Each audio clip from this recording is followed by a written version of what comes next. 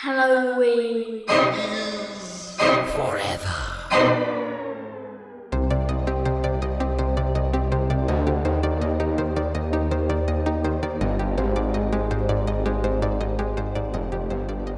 Good evening, Stephen. How's it going this spooky October evening? I'm doing good, Brian. How are you?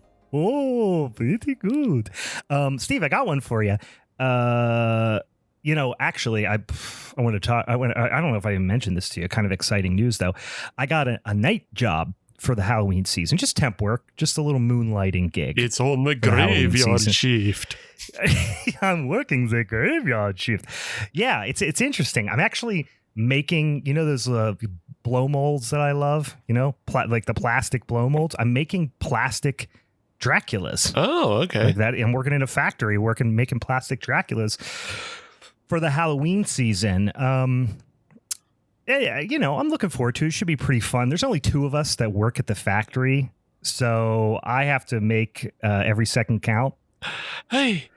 Welcome, my heart. boils and ghouls, to a spooky Showdown episode of Halloween is Forever. I'm Brian. I'm paralyzed. I'm hurt. I'm wounded. I'm paralyzed, Steve, with comedy. All the amber lamps.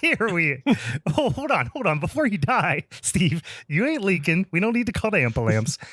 I do think we might have a couple of a handsome little trick-or-treating boys coming up the path. Who is that? Wait, I know that. I know that shimmy. I know that shake anywhere. That's our old pal Bigfoot Ben, a.k.a. Big Top Ben, a.k.a. BigWeen Ben this time around. How's it going, Ben?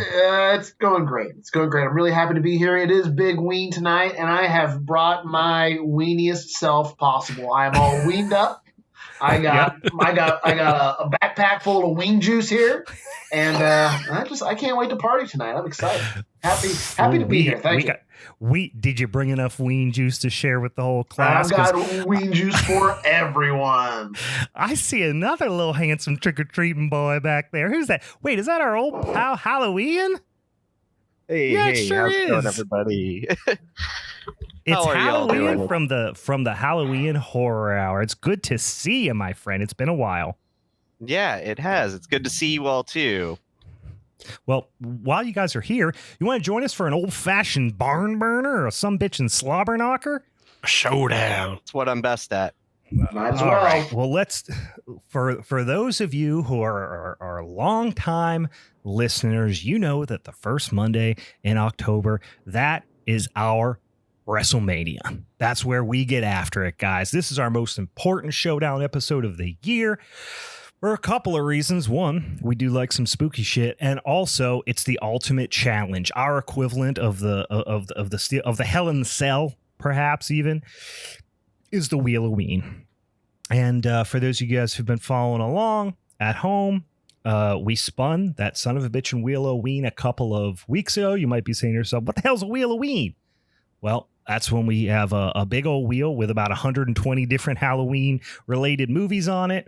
And we get stuck with whatever it lands on, and then we got to defend it. And we're going to start slapping each other upside the head with kendo sticks here pretty soon. And we'll talk about what movies we're representing in case you don't know here in a hot second. But before we do that, boys, let's go around the horn. Anybody slurping on some Halloween brewskis this evening? I saw him put his hand up. What do you got, Ben? You know me. I really like to come prepared to these parties. So I brought. I think you've talked about this. Is the Sam Adams Jacko? That's a favorite of yours, isn't it?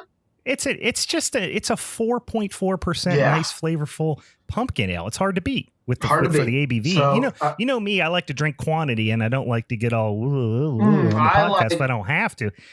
I like quantity, and I also like to get even if it is on a podcast. So I got some of those, and then I got some Elysian mix pack. So I've got some Imperial pumpkin ales in here, some pumpkin coffee ales in there, and I think just their typical pumpkin ales. So I've got these as my little race cars, and when I want to speed things up a little bit, I got my Elysians. I'm ready. Do they got the Punkachino in there in that mix pack? Yes, Pumpkinchino is in there. Yes. That's the shit. I haven't had it yet, so I'm really excited.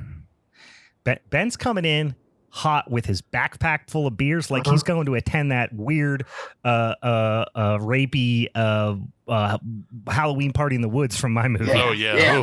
He's just coming with a backpack full of beers I just don't to care. get weird in the woods. I don't care what day of the week it is. It's Wednesday evening. I have to work and I have to squat tomorrow. It's gonna suck, but I'm gonna do it anyway. I don't care. Yeah. You're gonna dookie yourself while you squat. The only slugs Ben is taking is from the can. He's doing slugs. All right. Ian, why don't you tell us what you're sipping? I see you got something spooky there. Yeah. So I have the Oma Gang's All Hallows treat, and I didn't realize they were making a beer specifically for me this year, but that was very nice of them. It is an Imperial Chocolate Peanut Butter Stout, sitting at 7.6 ABV. So this is as gloop glop as gloop glop can get. And on a backup there, I have the Forbidden Pumpkin, which is an Imperial Milkshake style India Pale Ale made with actual pumpkin. And that is also sitting at a whopping 9.3. So we'll see what happens there. That is what we like to call Zoom juice. Yeah. We'll see how long this pod lasts and how long I last in it. We're just going to look over and Ian scream. He's just going to be a skeleton, just completely, fully decomposed skeleton. Steve, what do you got? I fear I've been out gloop glopped by Ian I think you have. because God, that actually sounds really disgusting. A hazy pumpkin IPA at 9.5, and I know he's out gloop glop me simply because we're also twinsies. Because I too am drinking the All Hallows from Omagong. What's the chances? Pretty good because it's new. Yeah, and it's all over the shelves. It's new and it's all over the shelves and it's gross and I wanted it. Well, I am drinking on two things. One is I was hoping it wasn't glue glop, which is not, as you can see. It's actually, well, you can see it too well, but it's a nice clear amber colored beer. This is from our friends at New Trail Brewing here in Pennsylvania. This is called Zombies Are People Too. This is a pumpkin ale, or they was a pumpkin ale brewed with maple syrup. You know, I like a maple anything. Pumpkin ale brewed with maple syrup, vanilla, and pumpkin spices, sitting at a balmy 5.7%. Tastes like a really nice pumpkin ale with just a hint of maple. Nice and, it's got some malt sweetness, but it's not too sweet. It's relatively well attenuated. I'm loving the hell out of it. And then on deck, I have from the very same variety pack from New Trail Brewing, I'm going to try their Fest beer, which I've not had before. And you know how I love my Lodgy beers and my Fest beers and my Oktoberfest. Yeah. So that's where I'm going tonight. Maybe Ben knows this more than I remember, but didn't New Trail have a barrel-aged version of that beer as well? Because I thought we might have done it on Hop Nation USA back in the day. Yeah, I think I remember that too. Yeah, it sounds right. It sounds like something we've had in the past and we enjoyed it. Yeah. Man, this is drinking real nice. I'd buy a whole damn 12-pack of that easy. In any case, guys, gloopies and gloppies up out the way. A couple more things we'll do at the top of the show. We'll zoom through it relatively quickly, but guys, first of all, before we go pitching all of our nonsense, Ian, we were talking before we started recording. You got a whole host of stuff going on here in your busy spooky season. What do you got to tell the boils and ghouls about and see what you're up to? Yeah, so as of you hearing this, we will have had our live show here in Tacoma, Washington for the season 3 premiere of the Hallow Ian Horror Hour. Those new episodes will start hitting YouTube here on October 10th at Friday at 8 p.m. Pacific Standard Time. You will be able to catch all 4 new episodes as they come out in the month of October. And we will also be heading to streaming, Tubi, Zumo, Plex, Fossum, those kinds of places by the end of the month. So we'll have 8 episodes that will be hitting those streaming services by the end of October. But you can find all of our shenanigans over on Instagram and YouTube at Hallow Ian Horror Hour. Check out the Halloween Horror Hour. It's super fun on the YouTubes, or if you pray to the gods of Tubi, which I occasionally do. Also, by the way, did you get your Tubi initiation package in the mail where they send you like the baby's blood and all the stuff for the rituals? Did you get that yet? We did. We actually had to complete that process 60 days before we were able to enter the streaming service. So Sure. Those were actually hung out on the line a couple of weeks ago, and I think Michael Myers has been hiding in them. And the signs are all clear. The Halloween gods are smiling upon us. Good. Yeah, I wish you luck, and I hope that they don't come for your soul in the night. But go check out the Halloween Horror Hour. It's super, super fun. Ben, anything you want to? I know you got Ween juice. Anything you want to talk about? That's just like a general thing in your life you want to talk about quickly. Hunting season started a couple weeks ago. Really excited about that. Any of the listeners, just if you're in Western Pennsylvania and there is a big buck crossing the road, don't hit it. Just tell them to come over to Pittsburgh area, South Fayette, Bridgeville, roundabout, and I'd be happy to meet him. Thanks. He won't hurt him, I promise. It'll be real nice. Gonna be fun. I did see something on the news that I think is very seasonally appropriate for the podcast. But Pitt, a university right here in the city, opened up a horror studies program. Yes. Ooh, I did see that. That sounds pretty exciting. It's very cool. Yeah. Yeah, I think it's the first of its kind in the country, if I'm not mistaken. Yeah. Is it a full class, or is it just like, because I only saw the headline and I don't read past that because reading is for idiots. That's about as far as I read too. Oh, okay. I was just like, is it a full class, or is it like just like a department that they're going to be studying things? Because I know we have other things, like we maintain the George Romero archives and all that kind of shit. So it's going to be tied into that. Okay. It's heavily, talks about George Romero, and it sounds like there are ultimately, I think, going to be courses. They didn't mention it in the article that I read, but they talked about there's one particular guy whom I don't know his name, but a professor who's like a learned horror professor of some capacity. I don't know, but he's going to be heading it up. And they talked about some of the resources and things they're going to be studying, but they didn't talk about like the course book yet or anything. I think I know who the professor is. Yeah, his name's Dr. Acula.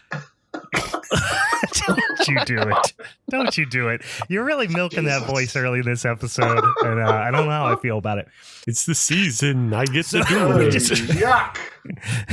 Dan just, as soon as you said that joke, left. He just left the Discord. Okay, so well, thank you guys for coming on this most Hallow of evenings. So excited. Real fast. Let's talk about what's going on over on the Patreon, Steven, and then we'll jump into what movies we about to talk about tonight. Yeah, so if you jump over onto the Patreon and give us $5, goes right back into the voice. I do the voice. I get the mileage out for the month. It's only 4 episodes. I've got to do it as much as possible. Look, hey. How do we differentiate ourselves? We're a horror podcast all year long, so I have to step it up somehow in October, and I do the voice. I do like that. As the beers go on, it will become more Italian as the night goes on. I promise you that. His Dracula gets more and more like a spooky like a Wario type situation. Oh, bippity boopity. Yeah. Ooh, let go of all the gabagool. I kept it in the fridge just for me. But yes, go over to the Patreon. Give us $5. Guess what you get? You get on the Discord so you can leave when bad jokes happen and tell us your displeasure. You get reviews and recos. Especially this month, you get a new reco every day. You get a new horror reco. I'm doing 31 Days of Horror. I can't tell you what movies I've already done because we're recording this on the 1st, and so the only one I've written up so far is 28 years later. That's the only one I can give you. I told you I was going to do that, and I did it, and it's up there. And now I can't tell you anything else because I got to write the other ones. Get off his back. Yeah, get off my back. You did it. Yeah, it's Monday. Sign up already. Your day's late, jerks.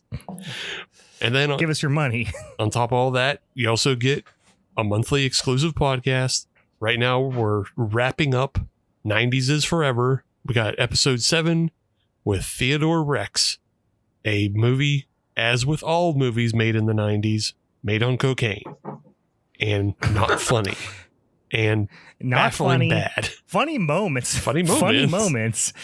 Do you want to see someone just out of spite gut shot a giant talking dinosaur? You will see that. Just petty spite, shoot a dinosaur in the guts. Yeah. And like a dinosaur from That dinosaur's wearing a hoodie sweatshirt, by the way. a dinosaur dressed like Axel Foley from Beverly Hills Cop, but also the dinosaur is from the TV show Dinosaurs. That's what I was going to say. Yeah. There's a lot going on. Yeah. There's a lot going on. Do you want to know the origination of the character Edge from WWE? We also explained that in the episode as well. We got a whole lot going on. Yeah, both Edge and Kane's origin stories do come Yes. So we have all that going on, and we have 2 other series, one about Fast and the Furious and one about Christian horror movies, and you get all of that stuff for just $5 dues. So sign on up and give us the money. Give it a money. Give me your sweet cash dollars. Okay. All right. Now let's get back into the Showdown business, because this is business at hand. And business is good tonight, boys. We have 4 movies we're going to talk about. Each one of us are going to defend the movie that the Wheel O Ween bestowed upon us. Now, I, for one, firmly believe that the movie the Wheel O Ween bestowed upon you has a lot to do with how spooky you were throughout the year. So if you weren't spooky enough, you get some real shit movies, right? So apparently I was not spooky enough like, this year. I was like, are you own goaling yourself right now? Cause yeah. I went down a path and realized it was going to play against me. So let me recap, guys, what movies the Wheel O Ween picked for us. I think what it is the Wheel O Ween knows, everyone knows what my goal is. My New Year's resolution, I'm hanging on to. I still got a couple of months left to pull it off, is to kill God. Right. I've been trying to get after his ass, waiting for him to come out in the clear so I can get a clear shot at him. And I think the Wheel O Ween senses that I am providing some potential adversity as a godhead, going after God, and is getting jealous. So whatever, I'm going to call out the Wheel O Ween.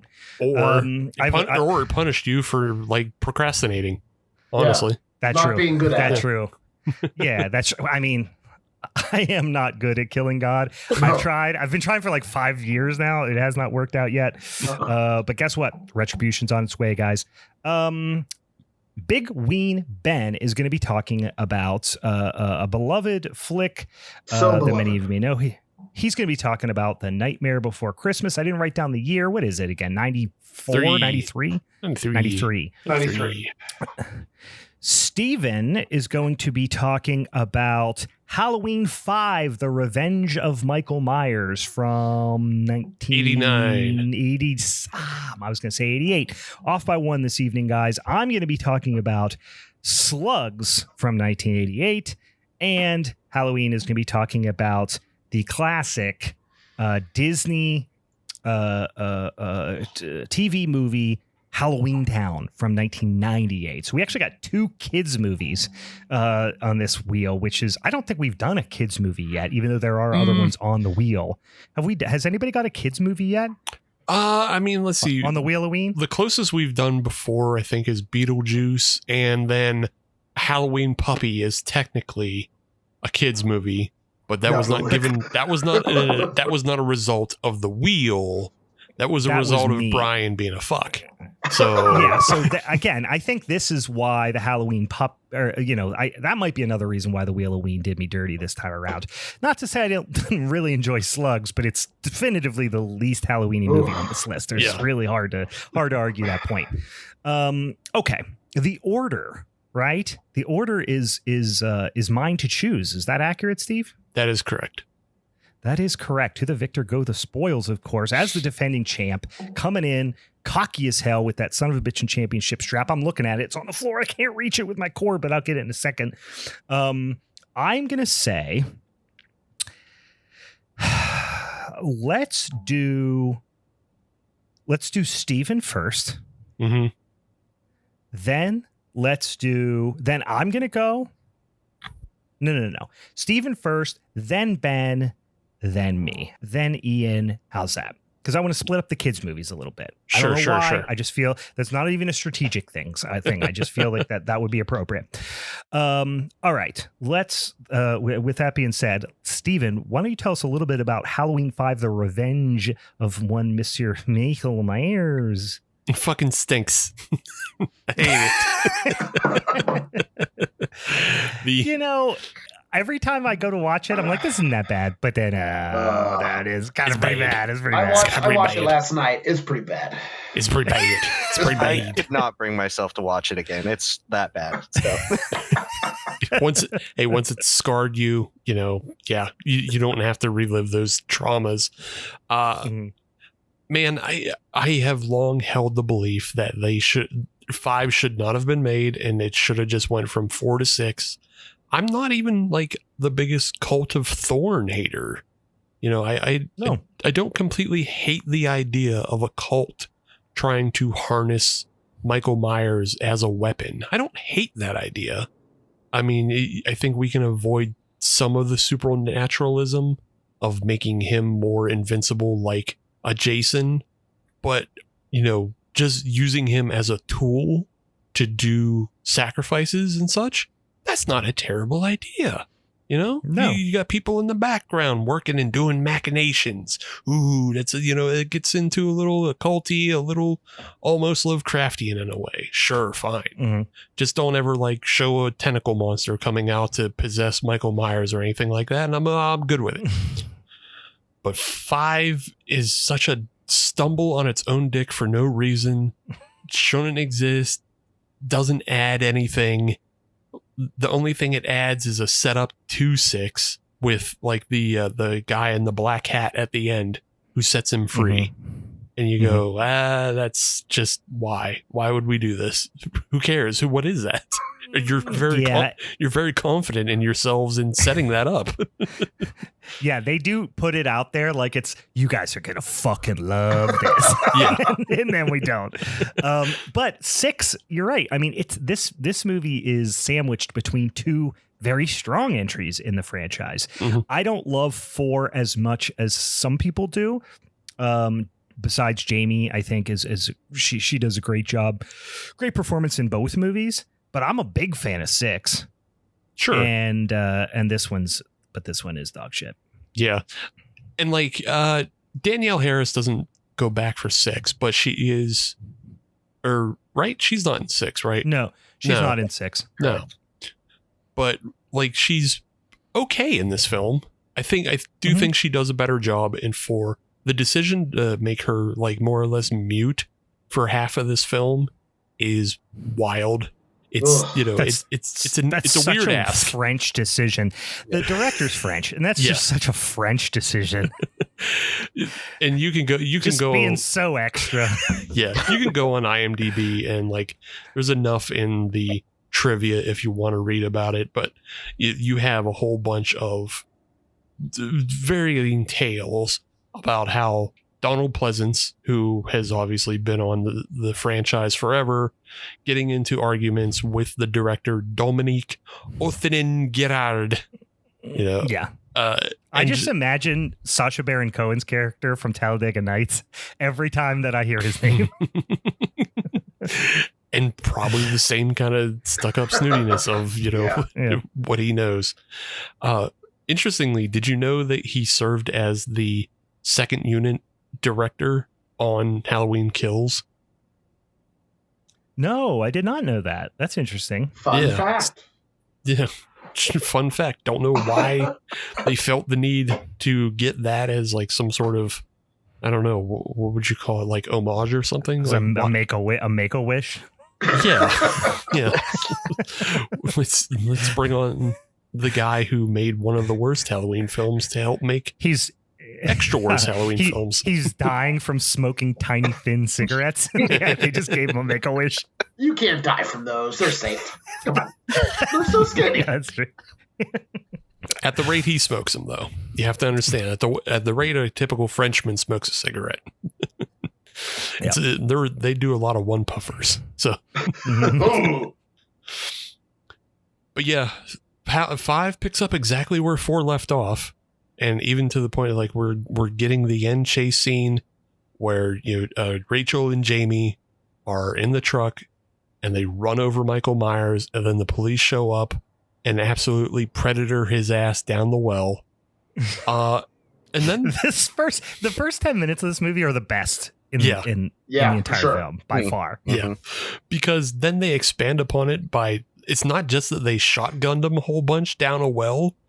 Then somebody had fucking dynamite in their police cruiser and threw it in after him. Yeah. Fucking Officer Wile E. Coyote went back to his car and just pulled out a fucking dynamite with a plunger and just threw it down the well. I got this. Hold on. I got some. Ooh, that rabbit. Yeah. Oh, God. Chucks dynamite down a hole like a Bugs Bunny cartoon. Yeah. And then we see Michael Myers come out the other end as the well explodes behind him. And then we're on Michael Myers' Lazy River Rapids ride. Honestly, though, it's so cool. The scene where, this is my favorite part of the movie. This is, I think I know why I think I like this movie. It's because I often watch only the first 25 minutes, and the first 10 minutes are really fun. Like when he is climbing down that like rocky little path and the explosions behind him. And then there's like a really like almost flooded creek that's like really rapidly going by. It just feels like a video game kind of is happening. Yeah. And I'm on board. Even when he goes to the little hermit's shack, like I'm on board still at that point. I'm kind of sort of on board, but then it also just starts making you wonder, because then he shows up the hermit shack and is trying to kill him, but then is like too injured. And the hermit is a fun character because he has a parrot for no reason. He's like the bum from Dennis the Menace that was played by Christopher Lloyd. Yeah. Just living underneath a bridge in a shack that he built himself. But none of it makes sense. Like, why is that guy there? Why doesn't anybody check there after they try to kill Michael Myers and they don't retrieve a body? Like, at that point, are really expensive too. I mean, you got to think about that. Parrots are not cheap. Yeah. And so like nobody goes down river and goes, "Hey, crazy old bum, did you see a fucking body float through this way?" No? Mm-hmm. All right. Oh, you did? He's sleeping in your shack? Hey, can we get him real quick? It's interesting. Yeah. After all these times, he's still like, no, he's dead. We couldn't be more confident he's dead. I threw dynamite after him. We dynamited him. What else do you want us to do? But I do like there's a little bit of trivia that Mustafa Akkad insisted upon a reshoot because the original, bum that like nurses Michael back to health or whatever, or not nurses back to health, but like, tries to save him or whatever, was a young person, was like a younger person. Mm-hmm. And Mustafa Akkad was like, no, that bum needs to be old. They like made him reshoot it. Well, not just that he was a younger person, but also he was really into the occult, and it was supposed to be that he used like all the Celtic runes and stuff to heal Michael, to resurrect him. Yeah. And so I guess they just wanted to avoid the idea of him being supernatural, which, like, again, I appreciate that more, that in 5 they just don't turn him into a Jason, even though he literally should not have survived a shotgun to the chest.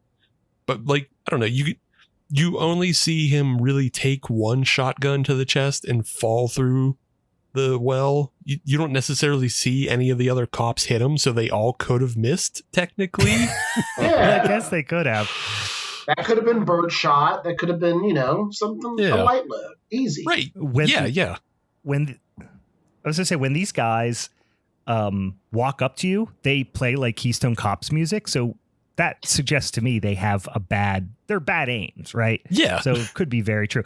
I just want to like call out that this movie is like dyed in the wool proof that the Halloween franchise has been successble in spite of Mustafa Akkad, not because of him. Yeah. Like, Absolutely. people like to like glorify him. Like he's the guy who bought this and took it to, the successful heights and stuff. It's like, no, this was in spite of his insane incompetence. He was the one who hired Frenchie LePew, whatever his name is, and like it inspired, like, yeah, it is in spite of his incompetence and arrogance. Yeah. Despite his best efforts to do wrong by almost everybody he works with, and cause strife on the sets, and like I was saying, like it wasn't just arguments between Donald Pleasance and the director, but like Mustafa Al-Qad was a part of that, and it seemed like he usually sided with the director, despite the director not really having great ideas, and it seemed like nobody had really good ideas for this film. It should have just sat and baked for a while, but they couldn't let it sit and bake because they wanted to. I guess they just wanted to shoot with Jamie, and Danielle Harris would have aged out, and that's a whole other thing. But I guess I didn't want to do that. Yeah, they got Donald Pleasance, they got Danielle Harris. Let's just shoot this fucking thing. Yeah. Shoot it while Danielle Harris is still young and while Donald Pleasance is still alive. So yeah, like we're running out of time on both these things at this point. Yeah, we're on ticking clocks, people. Let's churn these fucking movies out. But yeah, it just becomes a weird question though after Michael is living with this hobo for a year. What were they up to? Like, did they do puzzles during the day? Oh. Did they when he's on off season? Because it really is, the triggering season that gets Michael up and rowdy. Do they just have stew and beans the rest of the time? I assumed he was in a coma. I didn't think he got up at all. I think he just pooped and peed in that bed, and that he was just there. That's all he did. That's what it's I thought. funny because I can 100% imagine Michael just pooping and peeing himself. Yeah. But I cannot imagine Michael eating or drinking. Weirdly enough. But yeah. Is it 6 or Resurrection, the one where he like finds fennel on the counter? So he knows how to cook because he's got herbs in the Myers house, because he goes and finds the fennel as he's like walking around trying to avoid getting kicked by Busta Rhymes. Yeah, it's interesting because prior to that, our only understanding of Michael's diet was that he murdered and ate dogs raw. We do know that he did that. Yeah, so he's willing to go that far. So I'm sure just pets. He was more of he was like then he was like a vegetarian, except for he only ate pets. Okay, well he doesn't he only ate beloved animals. Okay, but Brian, then he doesn't eat the bum's parrot. So where are we? Well, there's no meat on that parrot, Steve. Yeah. There's no meat on that thing. But Plus, parrots live to be like 100 years old. It's so gristly and stringy. Yeah, I imagine the Bum and Michael Myers were just reenacting the monster and the hermit in The Bride of Frankenstein. They were just hanging out, becoming friends. It was the first time Michael Myers talked, but it all happened off screen. Smoking cigars, playing the lute. It's a fiddle. It's like a fiddle, right? They missed a good opportunity for this. Man, that could have been fun. I need a Halloween 4.5 that is just like those two. Just the two of them doing poor things for the off-season years. Yeah, like both of them are in one sleeping bag. Yeah. Keeping each other warm. Voyage of the memeing each other. Yeah. The Bum's like trying on the mask and stuff. They've just become like full-on friends. It's a full like 80s sitcom intro where like Michael's laughing as he's putting on the mask, and it's like learning things together. Yep. Oh, that's great. Speaking of 80s sitcom music, boy, do they love to reuse the Halloween theme in this version over and over, and in some of the worst versions I've ever heard. There's one that it sounds like a child's Casio when Tina is going through Rachel's house trying to find Rachel, and she lays on Rachel's bed, and it just pops up, because Michael's also in the house, but they play a very soft form version that is like a synthy Casio, but it's like a shitty Casio that you would buy for a kid that would have like maybe 8 keys on it, and they play it on that. And it's just like, what are you doing? And this is after we've heard it a half dozen times already, from the credits to Michael going down the river to, Michael awakening in the hobo's bed, and then Michael stalking Rachel and killing her in her house. You hear it over and over and over again. I think it even like menaces Jamie while she's at the home for bad kids. And it's just like, all right, we know it's a Halloween movie. When the first movie, obviously they use it to famous effect, but also they have a bunch of other scores. They have, Laurie's theme, and they have like a bunch of other iconic scores. It's almost like they forgot there were other tracks and they only like used that specific track in this movie. Yeah, I think it's safe to say that this one has the worst score in the entire series. Like between the cops and the use of the cheap keyboard sound, this is absolutely horrendous compared to everything else in the series. Yeah. After we're done with using the Halloween theme, you get like bum ass like cartoon sound effects for other characters on screen. And it's just like, oh my God, what are you doing, movie? You can't do that. That's not good. The rest of the film is so basic and so just kind of boring. It's Rachel from 4 getting stalked around her house, then Tina getting stalked around Rachel's house after Rachel is dead. All of this time, Jamie is at the home for bad kids, and she's mute. And she's also having visions of some sort of psychic connection with Michael as he goes around doing bad kid stuff on his own. And Donald Pleasance menacing a young girl because she won't. He tell. really he just shakes the piss out of her. Like, yeah, man. He can't work with kids. As someone who works with kids, he can work with kids. Well, famously, he and Danielle Harris had a great relationship, like on set. And he was like very much like looked out for her and stuff. And how dare you say anything bad about Donald Pleasance? But yes, it is. There is some uncomfortable moments on screen where you're like, why are you like there? You're going to leave bruises on her shoulder. Yeah, right.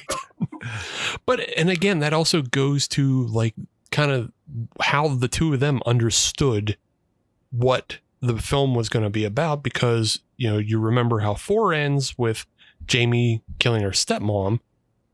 And both Danielle Harris and Donald Pleasance were of the mind that like she should be evil in this film.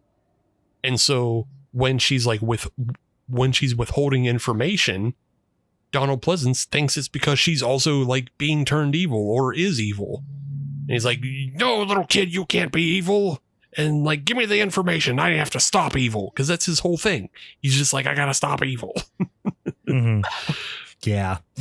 It's bad. And the stepmother, doesn't she survive too? Like they were just like, just kidding. She didn't kill her. I don't know. I thought she died, but yeah, I don't know. It's not that big of a deal. No, it's just like it's just more the point of like they came into this movie and were like, forget all the other stuff that happened. We're going to do this our way. I think we know what we're doing. Yeah. And it's like the story too is like Frenchie Le Pew, whatever his fucking name is, he had never seen any of the Halloween movies or really any American slasher movies prior to going in and like pitching his story idea for this movie. So he just binge watched them all in a weekend and then just like basically bluffed his way into the fucking job. Yeah. Just big time, and probably, threw a lowball offer. It's like, yeah, sure, I do movie really cheap. I don't care. Yeah, he did too. Because the guy that he brought in to like help him pitch a story that was supposedly going to write it with him was like, never mind. I'm not doing it for this insanely low amount of money. So they had to go, figure something else out, and obviously ended up with a dog shit script. Yeah. I think there was a number of writers that was listed for this film. And then again, trivia goes that this guy by the name Shem Bitterman, Dominique just like threw his doesn't sound real. Shem Bitterman. I know it doesn't sound real, but apparently he's like he has an MFA from Juilliard and had his script thrown in the trash by this French Buffalo job. Shem Bitterman sounds like some like really anti-Semitic made up Jewish name. It does. It sounds very bad. Yeah. But yeah, and this guy isn't, he's not nothing in the world of film. So yeah, it just insulting to have this guy come out of nowhere, dump his script, and basically make their own script that is just, doesn't make any sense, especially when, we get to the end. We have the film is so just kind of stereotypical and uninteresting because it's just Jamie being scared about what Michael's doing, Donald Pleasance being the only one who believes Michael is still out there for some reason, which includes the sheriff whose daughter was murdered by Michael the previous year. Yeah. And for some reason, that sheriff has just reverted to Michael's dead. Don't worry about it. There's no Michael Myers anymore. It's like, you never recovered a body. How do you know? Like, he could still be out there. It could be a copycat killer. It could be anything. Like, why are you so off the rails on, that Michael is dead and gone? Well, and then when Loomis brings it up, he's like, how dare you? My daughter was murdered by him. You're like, yeah, that feels like the reason you should care, because we thought he was dead before he killed your daughter. Right. So you would think you'd be like extra careful and make sure you saw a body. But you're like, no, that's good. I dynamited him. Dynamite that's the ultimate instrument of death. He's clearly killed. Yeah. Don't you remember? Name one thing that got dynamited and survived, sir.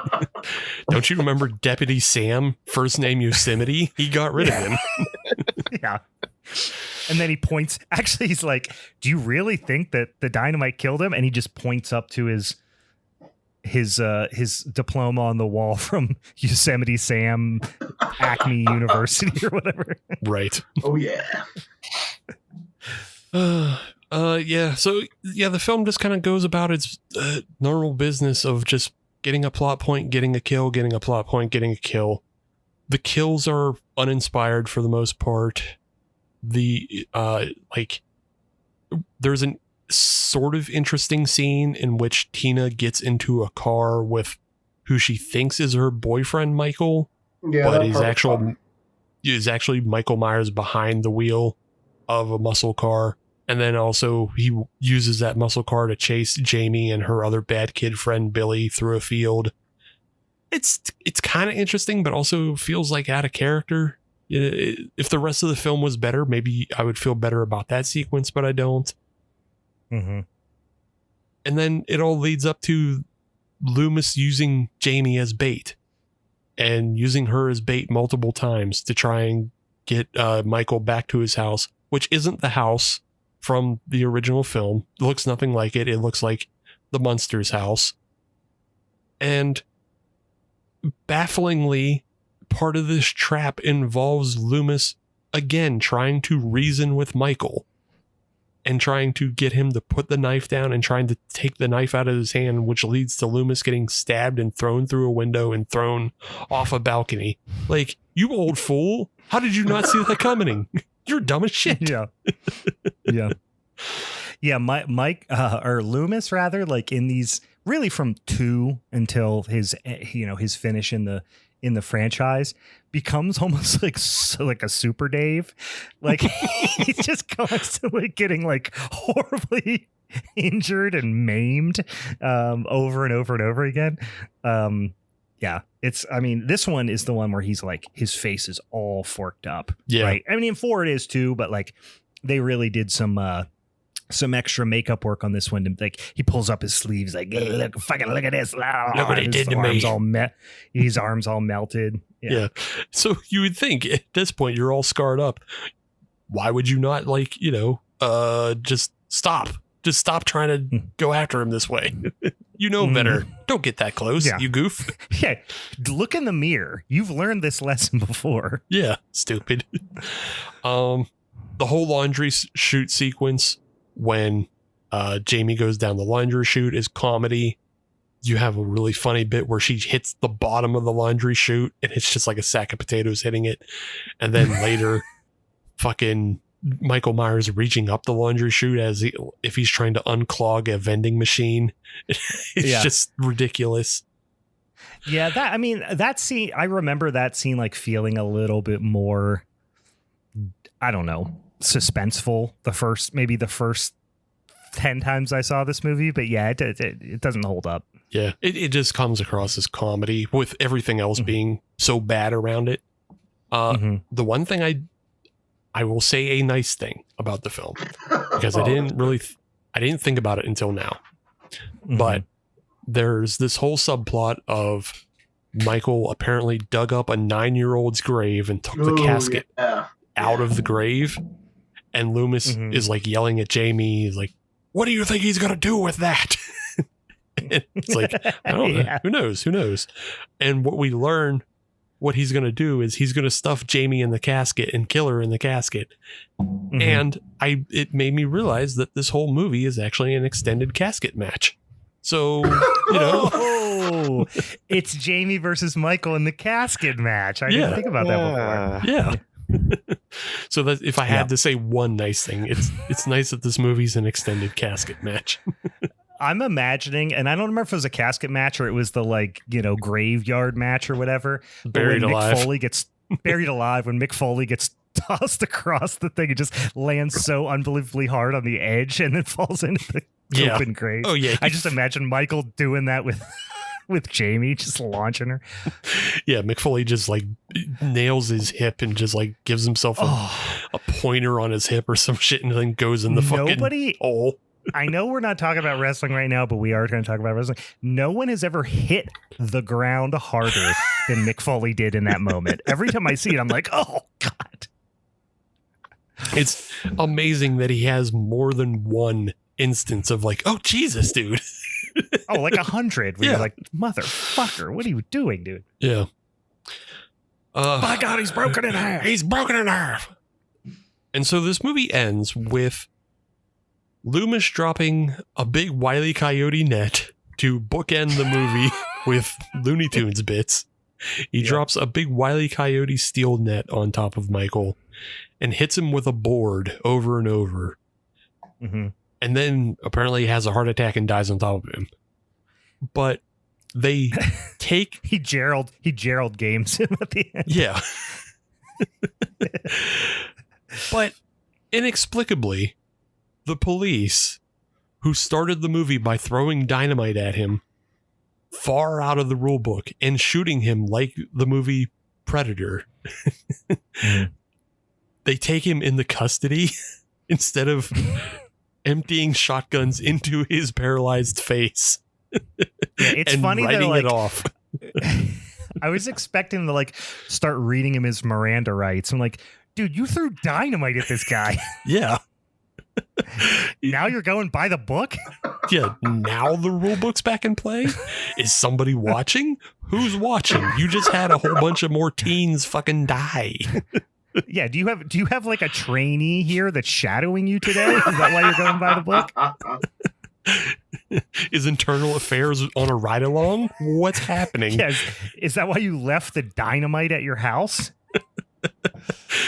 It's just so baffling the way this film betrays itself from dumbass Loomis trying to reason with him again, despite trying to kill him and menacing a little girl,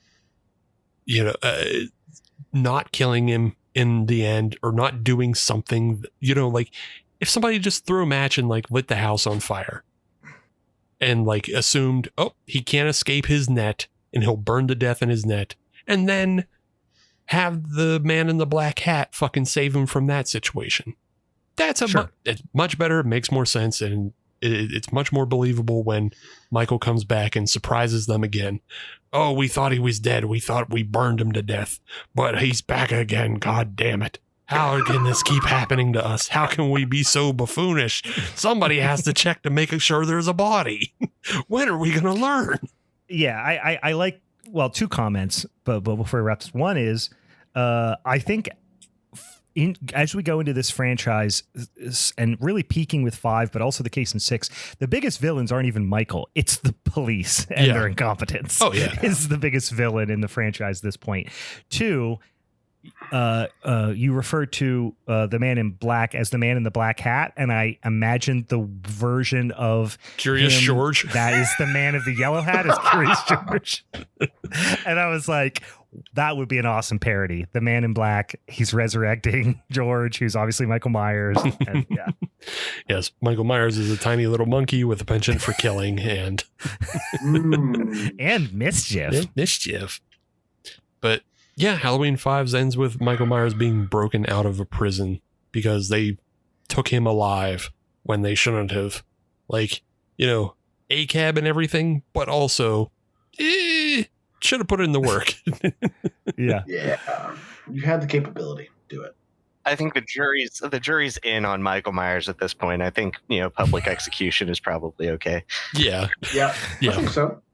For a small town who has lost so many people to one man repeatedly on Halloween, I think they would just kind of look the other way. Yeah, it only took them like 33 more years until they actually just did that. So, and did a parade through town and shoved him into a fucking car crusher. Like, yeah. Yeah, I like the idea, though, of Michael in jail in this small town. Not like the big max security insane asylum facility from 2018. Just a regular little jail where he like gets letters from like, those like weird people who want to marry inmates, Mm-hmm. Yeah. And then they just show up to give him letters and he just stabs them through the bars and they just like sweep the body away because he's Michael Myers and he's gonna kill you and you're dumb if you think You he's should have not known gonna better. kill you. Yeah. Yep. Yeah, Michael Myers, and he's fucking Michael Myers. Idiot. All right. That was Halloween 5: The Revenge of Michael Myers from 1989. Who did I say was going next? Ben? Me. You said Ben was going next. If I can just take one final minute, I do want to point out that my film is very Halloweeny though.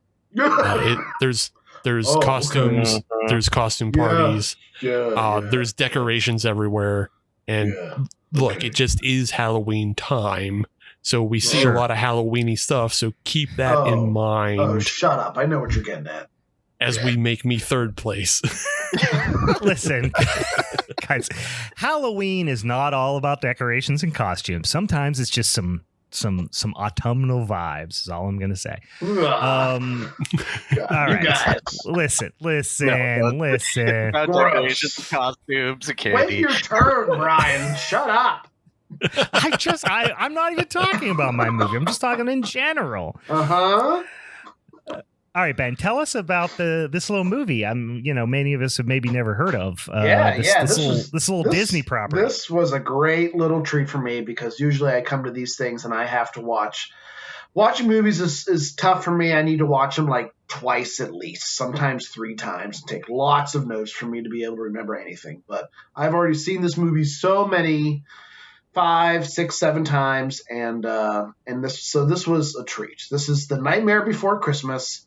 And after 3 years and 19,440 stop motion frames, you got this beautiful work of art that I'm about to tell you right now. All right. So, Nightmare Before Christmas. I'll do a brief synopsis. We all have seen it before, but the movie opens up with a kind of like a portal. All right. So we have a portal with a jack-o'-lantern on it. We go inside the portal, and that's when we are introduced to this beautiful town of Halloween. And before this, the narrator describes that every holiday has its town, and that in this town, this holiday it just happens perpetually. It's going on all the time, and this is the Halloween version of this. Mm-hmm. So it's how lame is. I always imagine like, Halloweentown. You can expect. Obviously, we visit Christmas Town in the movie. You can kind of envision what St. Patrick's Day Town is like. It's just everyone's just getting shit ass hammered, drunk, all the time. Irish music. How fucking lame is Easter Town? Easter Town sucks so bad. Shit. Easter Town sucks shit. Pastels everywhere all the time. And also, how wildly, I don't know, how much of a bummer is it for Jesus on Eastertown? Like Eastertown, it's just the entire town exists 365 days a year about you being crucified and then leading up to, obviously resurrection. But and listen, coming from a guy who does not believe in that at all, trying to kill him, in fact. Yeah, would he even well, be? Jesus isn't God, guys. This is not the same thing. Oh, right. But I'm just trying to kill whatever the God is. I'm trying to kill him. But what if he's not even a part of Eastertown because he's not a part of Christmastown either? Yeah, I don't think he would be. So it's just these are purely secular towns. Yeah. And that's why Arbor Day is the lamest of all the holiday towns. You imagine in an Arbor Day town, everyone just has to get together and plant trees. Yeah. That's everyone forgets that it's. What if our world is Arbor Day town, and we forgot to do it? It's so lame. We just almost everyone forgets it's Arbor Day every day. I'm pretty sure there was no Arbor Day town in this movie where Jack took us to the little. You didn't see. You didn't see them all. It's just a little bit of foreshadowing. It's okay. Ooh, okay. All right. Going back here. All right. So we're back in Halloween, and this movie is also a musical. So this is where they sing the song "This Is Halloween," and it's a big, long, but very beautiful introduction of all these great little characters that have so much like so many little tiny details in them, and they're all like the stereotypical kind of monsters that you would envision live in a place called Halloweentown. There's werewolves. There's my favorite one is I don't know he's not even anything, but he's this rotund little boy and his eyes are sewn shut, and he's my favorite, and he's the creepiest one by far for me. He looks like Pugsley a little bit, but zombie form a little kind of, I guess. Yeah. And he's always like walking around on a leash for the big fat lady's got him on a leash. Cool. It's so cool. Weird little dog boy.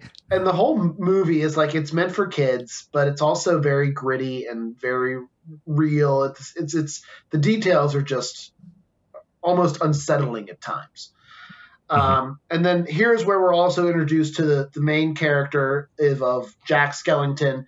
And he's this kind of Fred Astaire, kind of tall, lanky figure, super skinny legs, big, bulbous skeleton head, not like functional at all. He has no joints. It's not realistic in the least bit. But for whatever reason, he is the leader, the chief, the captain, and no one really ever explains why. He seems to be really good at scaring, but we never really get to see that either. I think there's plenty of He's the motherfucking Pumpkin King, all right? All right. Okay. He's Pumpkin King. Okay, he's the Pumpkin King. Fine. And what they're doing now is they are celebrating yet another successful Halloween, which I guess, what do they do? This Halloween did they do it on Earth? Is that what in our world? Yes. Okay. They come out and inflict Halloween on us, on humans. Unless we're Arbor Day.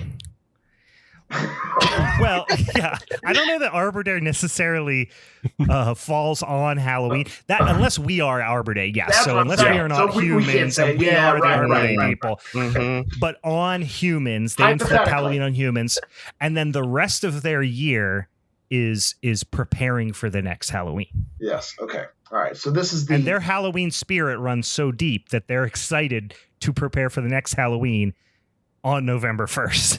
Kind of like you guys right here. I mean, this is the pretty podcast. Much. I mean, this is kind of Halloweentown. Mm-hmm. Yeah. Mm-hmm. Yeah. Mm-hmm. Pretty close. All right. So, Jack is great. We're introduced to a whole lot of characters. We have the mayor. He's really cool. He literally has it's kind of like a big kind of, I don't know, doll kind of. He's almost like mechanical. Yeah. Mechanical, very rotund. He has two faces. He has one where it's a happy face and then a sad face.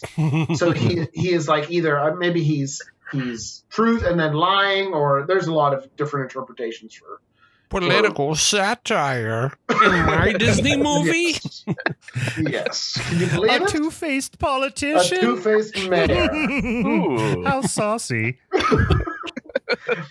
We're also introduced to Sally at this time. Sally is a rag doll of sorts that's been kind of created by another scientist who you'll meet soon, and she is the love interest of Jack.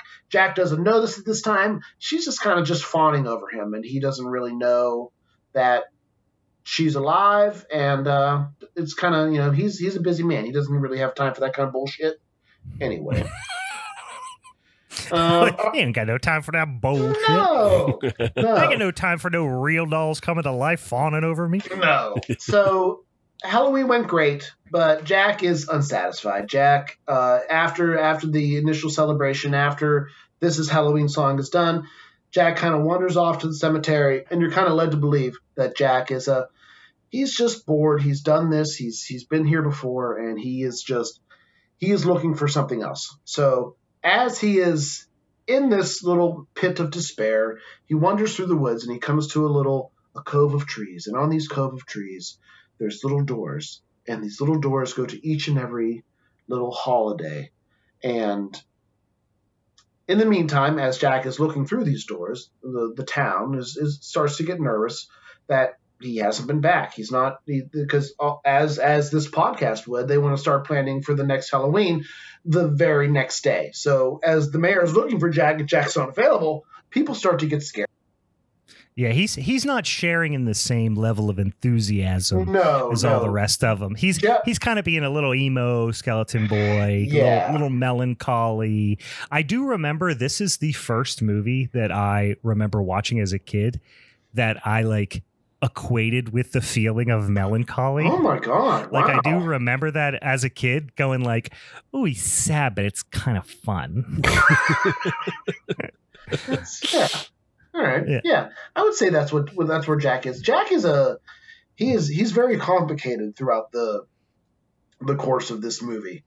So in this cove, you can see all the holidays. I forget exactly which is one there, but obviously as we already know, he's most attracted to Christmas. Just by the design alone. So he opens the door, looks inside, little gust of wind pushes him in. He is then thrust forth into Christmas Town. Yeah, this is the singular scene that for me why I like to watch this either on Halloween or the day after, or in the time between Halloween and Christmas, Mm-hmm. because it's super Halloween-y, but then it also gives you some Christmas vibes. You know what I mean? So This is not a movie that I necessarily pop in on, October 1st.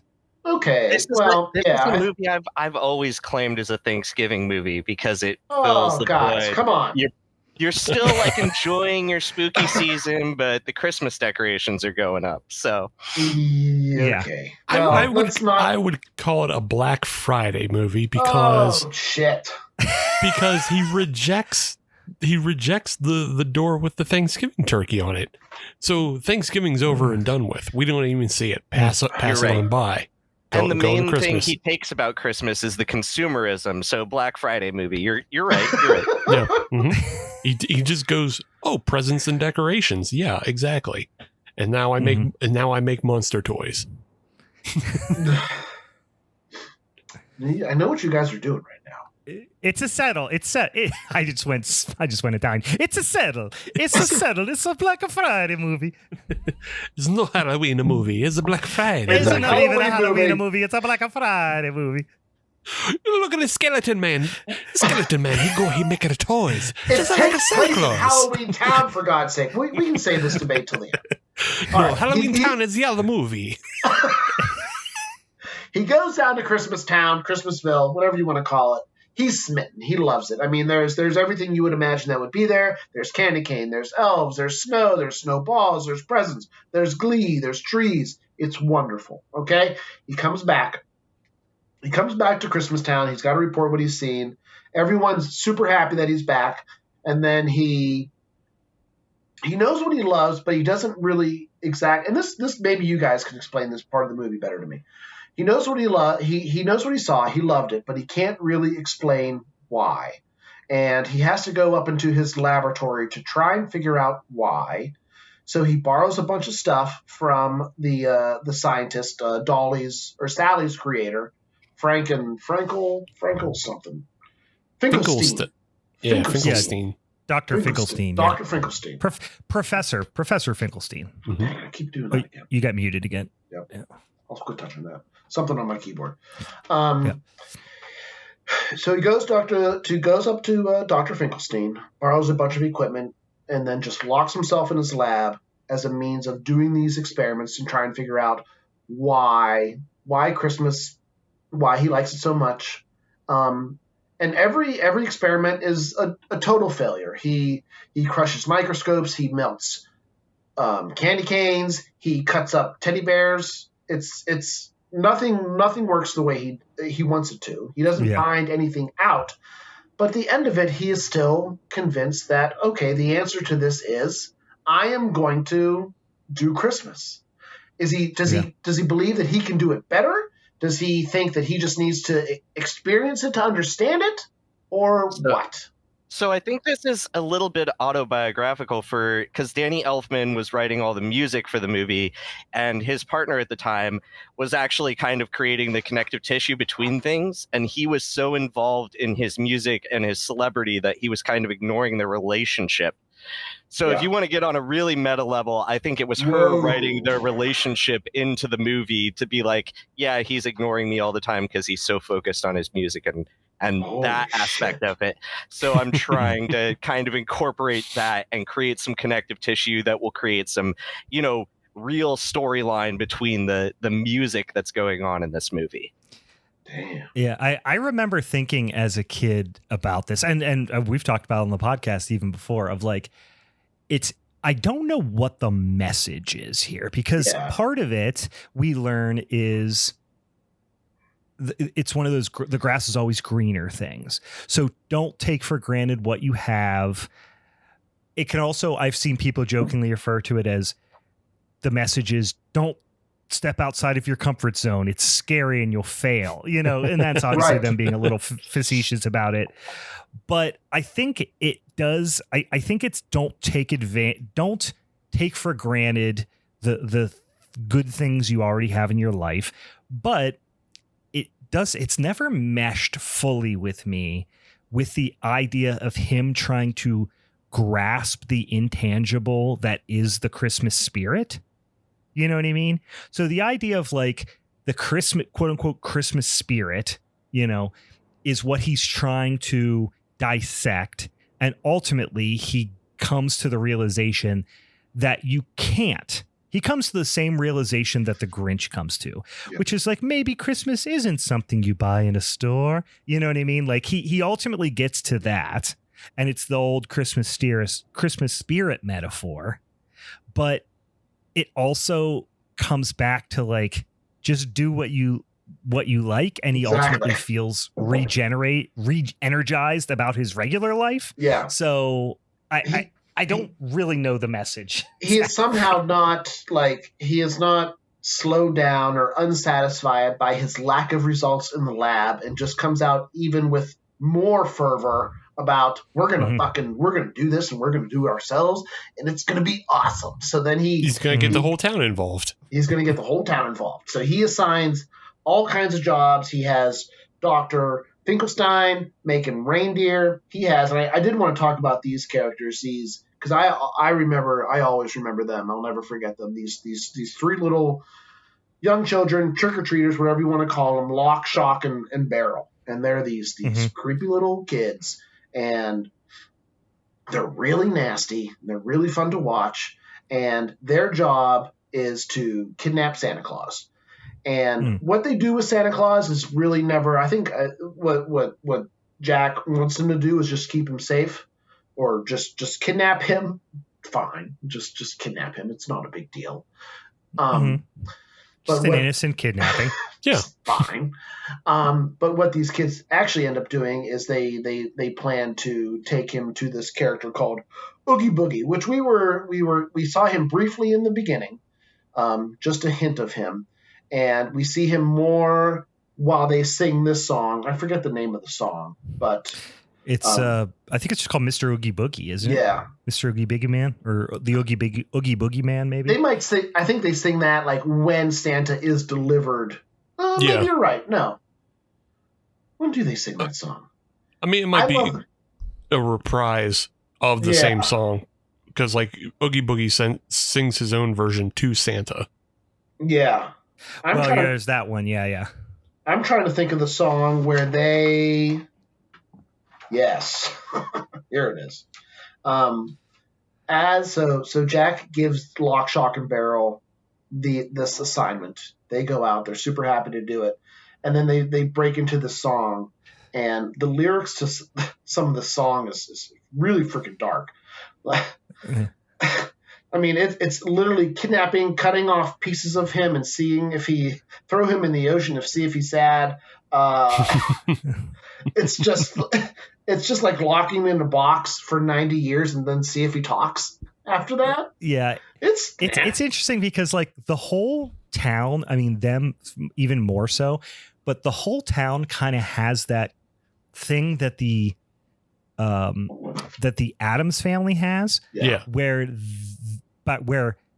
bad things is good and good things is bad. Okay, you know what I mean? Like that was the joke, and that was the joke in the Addams family is like, wow, what a horrible morning. I love it. It's wonderful. Okay. You know, that was like that gag they did over and over and over again, and like that kind of exists in Halloweentown. Like bad is good, good is bad. That's a better way to look at it, because I was struggling with the fact that Jack never told the kids to take him to Oogie Boogie. So it's but from your perspective, it's not malicious. It's even better. Why keep him when we can take him to somewhere even worse? Where that's just in Halloweentown. That's scarier, and therefore that's better. Also, just those kids were hanging out with Oogie Boogie all the time. Yeah, he lived above his. They lived above his. They lived in the treehouse above his den, casino. Yeah, he's his casino. He's just a little bit like. I would say the only difference between Oogie Boogie and Jack and the rest of them is Oogie is kind of just antisocial and like an outcast of Halloweentown. Yeah. And it's like, that's the only thing he did. That's the only thing he did. He didn't do anything really wrong. And ran gambling. So that's probably what they're really against. Oh, that's the pearl clutching in Halloweentown. Yeah. That's too far. Not the professor that keeps a sentient doll to do God knows what to. Right. Yeah. I think I just came to a new conclusion about what the moral of this story is. It is the Dunning-Kruger effect, the movie, which is it's Jack goes, wow, Christmas, that looks fun. He doesn't know jack shit about it, so he assumes it's easy. And then when he goes to do it, he's like, this has a lot more complicated than I thought. And he learns about he learns that that's the case. The less you know, the easier you think it's going to be. Yeah. Or the simpler you think it is. So the whole movie is a message of stay in your lane and get pussy, because had he just done that, like, you would have been so much better off. Like Sally was there pining for him, and he's like, waiting "No, I'm going to go the entire time. I'm going to go fuck around in these other trees, and see what's up with them." Stay in your lane, get pussy. That's a T-shirt. I would buy that one. Where's the Halloween is Forever merch store? Oh, we have one. We have so many stupid shirts on TeePublic. Okay, good. Yeah, we have so many stupid shirts. It's unbelievable. So where are we? We're still prepping for Christmas. All right. So and this is a big lead up to exactly how Christmas night is going to go. You can see the whole town is busy making presents. The presents are and just like Brian described, like it's what they think is good is actually quite terrifying. I mean, they're making gifts of like giant snakes and like terrifying ducks with sharp teeth and dolls that fly through the air and want to bite your head off. They're not fun at all, but they think this is great, and they are pleased with them. They're putting them in the boxes, and they are giving them the Jack to take on his little journey. So Santa is now officially kidnapped. The lock, shock, and barrel have him, got him, brought him to Jack. Jack is thrilled. Jack takes his hat. That's the last thing he needs. He doesn't know what happens to Santa after this. He puts the hat on, and he's ready to go on his trip. Right? Mm-hmm. Yep. He's ready to rock. He's ready to rock. Jack's still pretty aloof at this point, doesn't know where Santa's going to go, doesn't really seem to care. He is just smitten with this Christmas idea. Sally, the little ragdoll love interest of, well, she's in love with Jack, tries one little tiny thing to try and make a little, she makes a little fog potion, tries to put that out there to keep the sleigh from flying, but it's not enough. Jack has a dog, Zero, his nose glows. He's Rudolph. He's a damn Rudolph. He's dangle Rudolph. It doesn't even matter. Fog juice be damned. It's not going to stop him. Delivery of the presents goes exactly how you would think it would go. It was a disaster. Meanwhile, Santa has been dropped off at Oogie Boogie's house.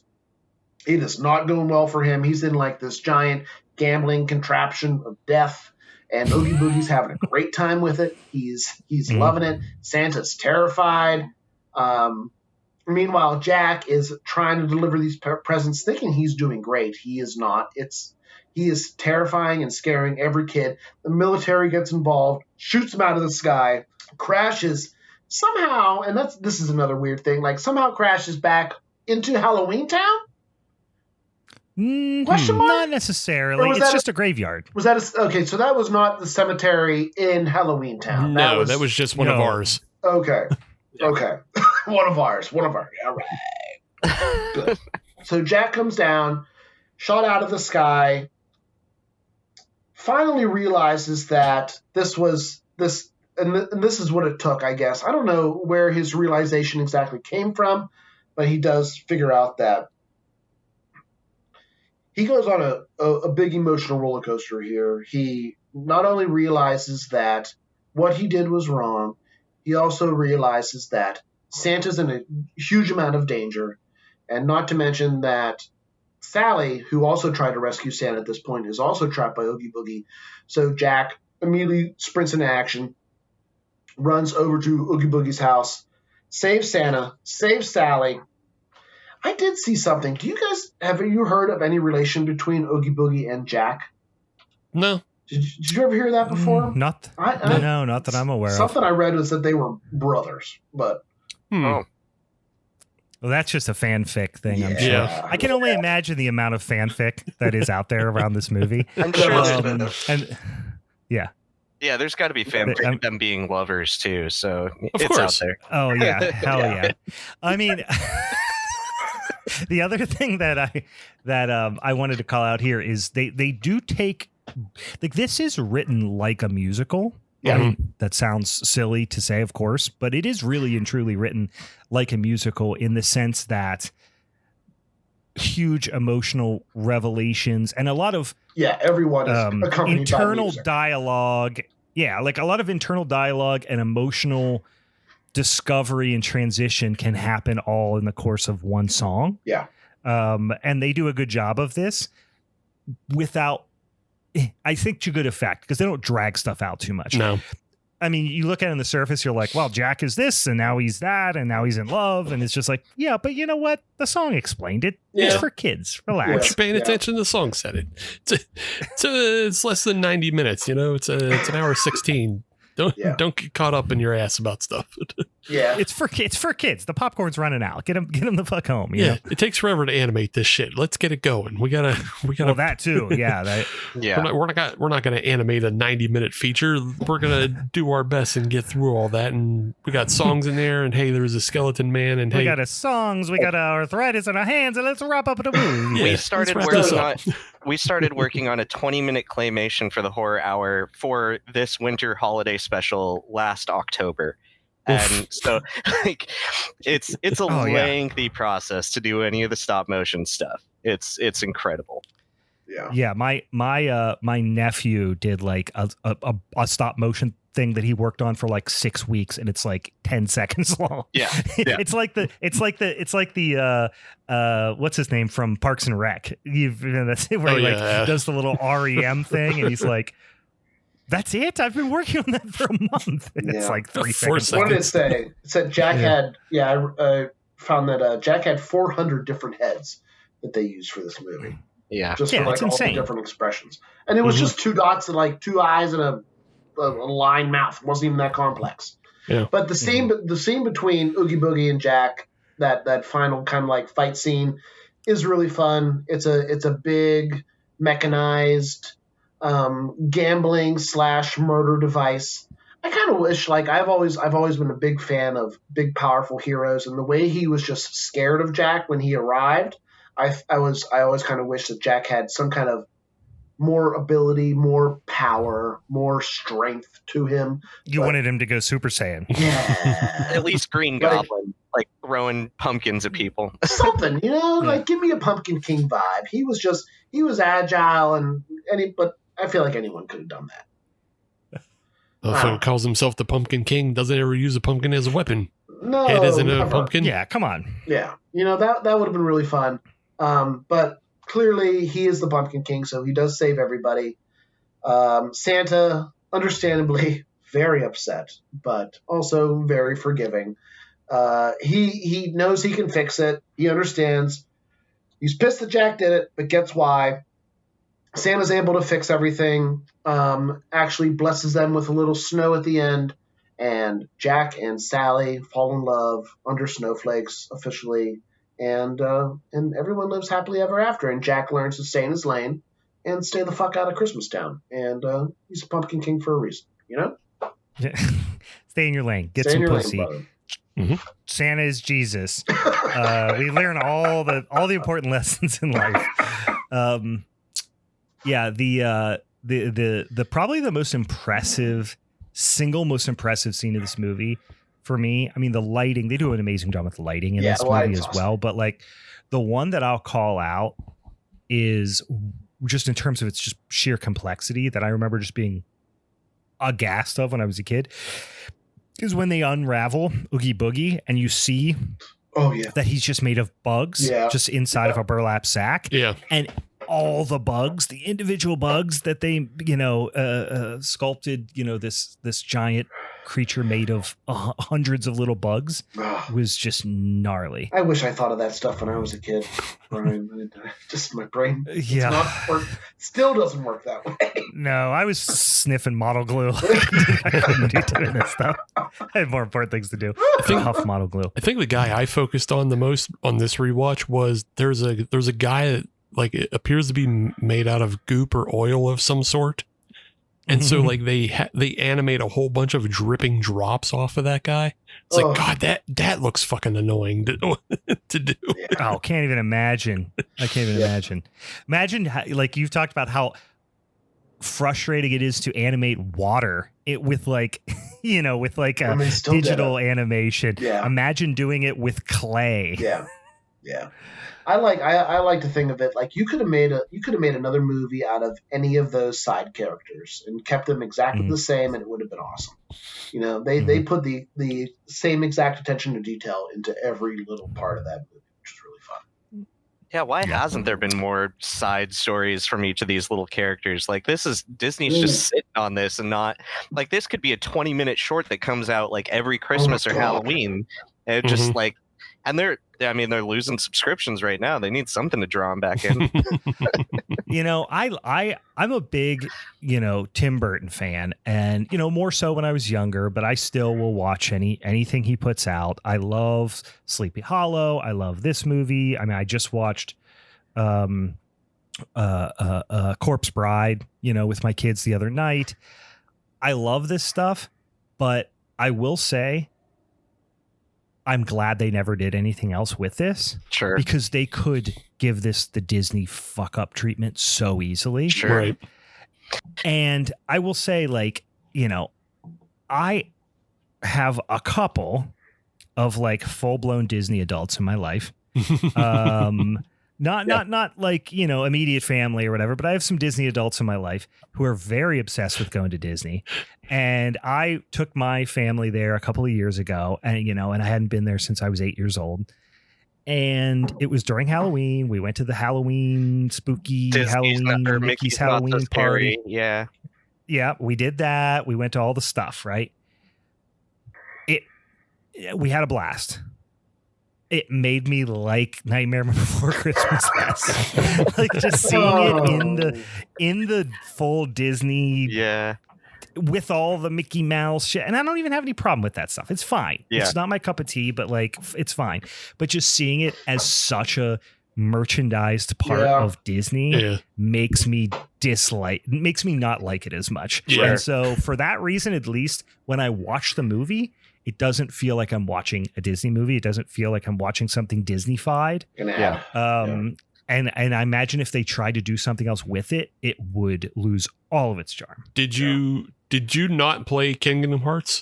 Oh no, I never. Nope, I never played any of the Kingdom Hearts games. Yeah. Okay.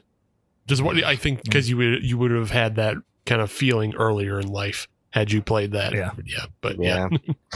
And Tim Burton only kind of came up with the idea for the characters, right? Like he wasn't actually involved in directing or any, like his name is slapped on this as kind of a marketing thing. There's a different director and I'm forgetting his name. And then there's Carolyn Thornton. Henry Selick. Henry Selick is the director. Yeah, and he's always upset that his name never gets talked about when this movie comes up. And Carolyn Thornton wrote a lot of the like dialogue and stuff in between the songs, and then Danny Elfman wrote wrote all of the music basically. Mm-hmm. Yeah. Yeah, I get the vibe in a lot of these movies. Tim Burton is a property, right? Not a human in my mind. Like, like he's a guy with silly hair that, like, Tim Burton is Betty Crocker. You know what I mean? Like he's not actually a real human. He's got the look, and he's got and then everybody else makes the things feel Tim Burton-y. Yeah. Tim Burton is a brand, not a human. But I do enjoy a lot of the vibes of his stuff, and I even remember like accidentally renting. Not accidentally, I knew I was renting it on purpose, but I didn't even know it was a short from the Eagle Video. Mm-hmm. I rented the original Frankenweenie. Yeah. Took it home. Was like, oh, a Tim Burton movie, oh, yeah, fun. Rented it, took it home, watched it. It's like 30 minutes. Mm-hmm. Felt very gypped that I spent full price to rent a 30-minute VHS tape. But really loved it. And even then when they came out with the remake, the stop motion version, going and watching that as like I don't know when that came out. I mean, I was an adult, and really enjoyed that too. So I like the Tim Burton properties, but this is the only one that they, that I don't know the relationship with Tim Burton and Disney and all that stuff. Did they just buy this property at some point? Like what happened? How did that happen? I have no idea if this was like something Disney commissioned him to do. I read that it was based off his artwork in Poem, maybe in the beginning. Yeah, that's right, Ben. Yeah. And Disney did have it, like, I think they had it from the beginning, and they just brought everybody else in. So Selick and Elfman and Carolyn came with Elfman and stuff. So I think Disney always owned the rights to this idea. It just took years to actually make it. Mm-hmm. I see. Well, it's a fun one. And I still love it. I still appreciate it. And like I said, I've seen it one bajillion times. Yep. Excellent Black Friday movie. Great Black Friday movie. Now I do like to watch this on Christmas, or I'm not on Christmas. I like to watch this on Christmas morning. No, I like to watch this on like Halloween night sometimes, because it's like, okay, listen, I got to start dealing with the fact that Halloween is over, and let's like poke a little bit of Christmas spirit in there that'll make me maybe not want to drink bleach. Mm-hmm. That's where I'm at. But yeah, usually Halloween night, you're getting a little depressed because you're like, tomorrow, November 1st, the worst day of the year. And let's not forget though, like I know this movie didn't maybe not take place on Halloween, but it is a story about a bunch of Halloween citizens trying something else and then also coming back to Halloween, because that's what wins. That is what's best. That is the town we're in. That's where they are living. Halloweentown. Mm-hmm. Mm-hmm. Okay, Yeah, everybody, do we understand each other? It's a bit of a xenophobic approach that you're taking there, Ben, and but you know, whatever it takes, I don't care. I think that we get so caught up on spooky season or Halloween season starting on July 5th or October or August 4th or August 1st, depending on who you are and who you're paying attention to. But the most known ghost story where like people can name multiple ghosts from a single story takes place on Christmas Eve. Spooky season goes until at least Christmas, if not a little bit later. So, I 100% agree. Yeah. I've talked about this. I genuinely believe Christmas is spookier than Halloween. Yeah, there's more M.R. James, Dickens. Like, you have so many ghost stories and scary stories. It's much darker. Yeah, you have to spend more time with your family. It's terrifying. That's the worst part. Yeah. All right. That was The Nightmare Before Christmas. Yes. That was. Well, let's us jump into our third movie. We're at the halfway point here. We're going to talk about my film, which is called Slugs. Slugs. From 1988. Directed by another Frenchie, Pepe Le Pew. This is French? Wait, no, I thought Spanish. He is Spanish. I'm sorry. You're right. He is Spanish. I'm getting to. Yeah, this is a half Spanish production. Half Spanish, half English, sort of American. Yeah. And I'm not up for it. No, not really. Yeah, this is half Spanish production. I forgot. I just saw his name, and I was trying to make a joke about how his name sounds a little bit like the director of Halloween 5. But yeah, Juan Piquer Simon, Spanish director, producer, screenwriter. He most notably, and I'd be remiss if I did not call out, he directed one of my all-time favorite movies, 1982's Pieces. We have talked about Pieces on the show, and I have sang the praises and evangelized about Pieces for many a year. So that is, in my mind, his claim to fame. You can see a little bit of the DNA here, most notably the insane bright giallo blood. The red paint squeezed out through tubing. Straight up red paint, and the judicial use of it, I would say.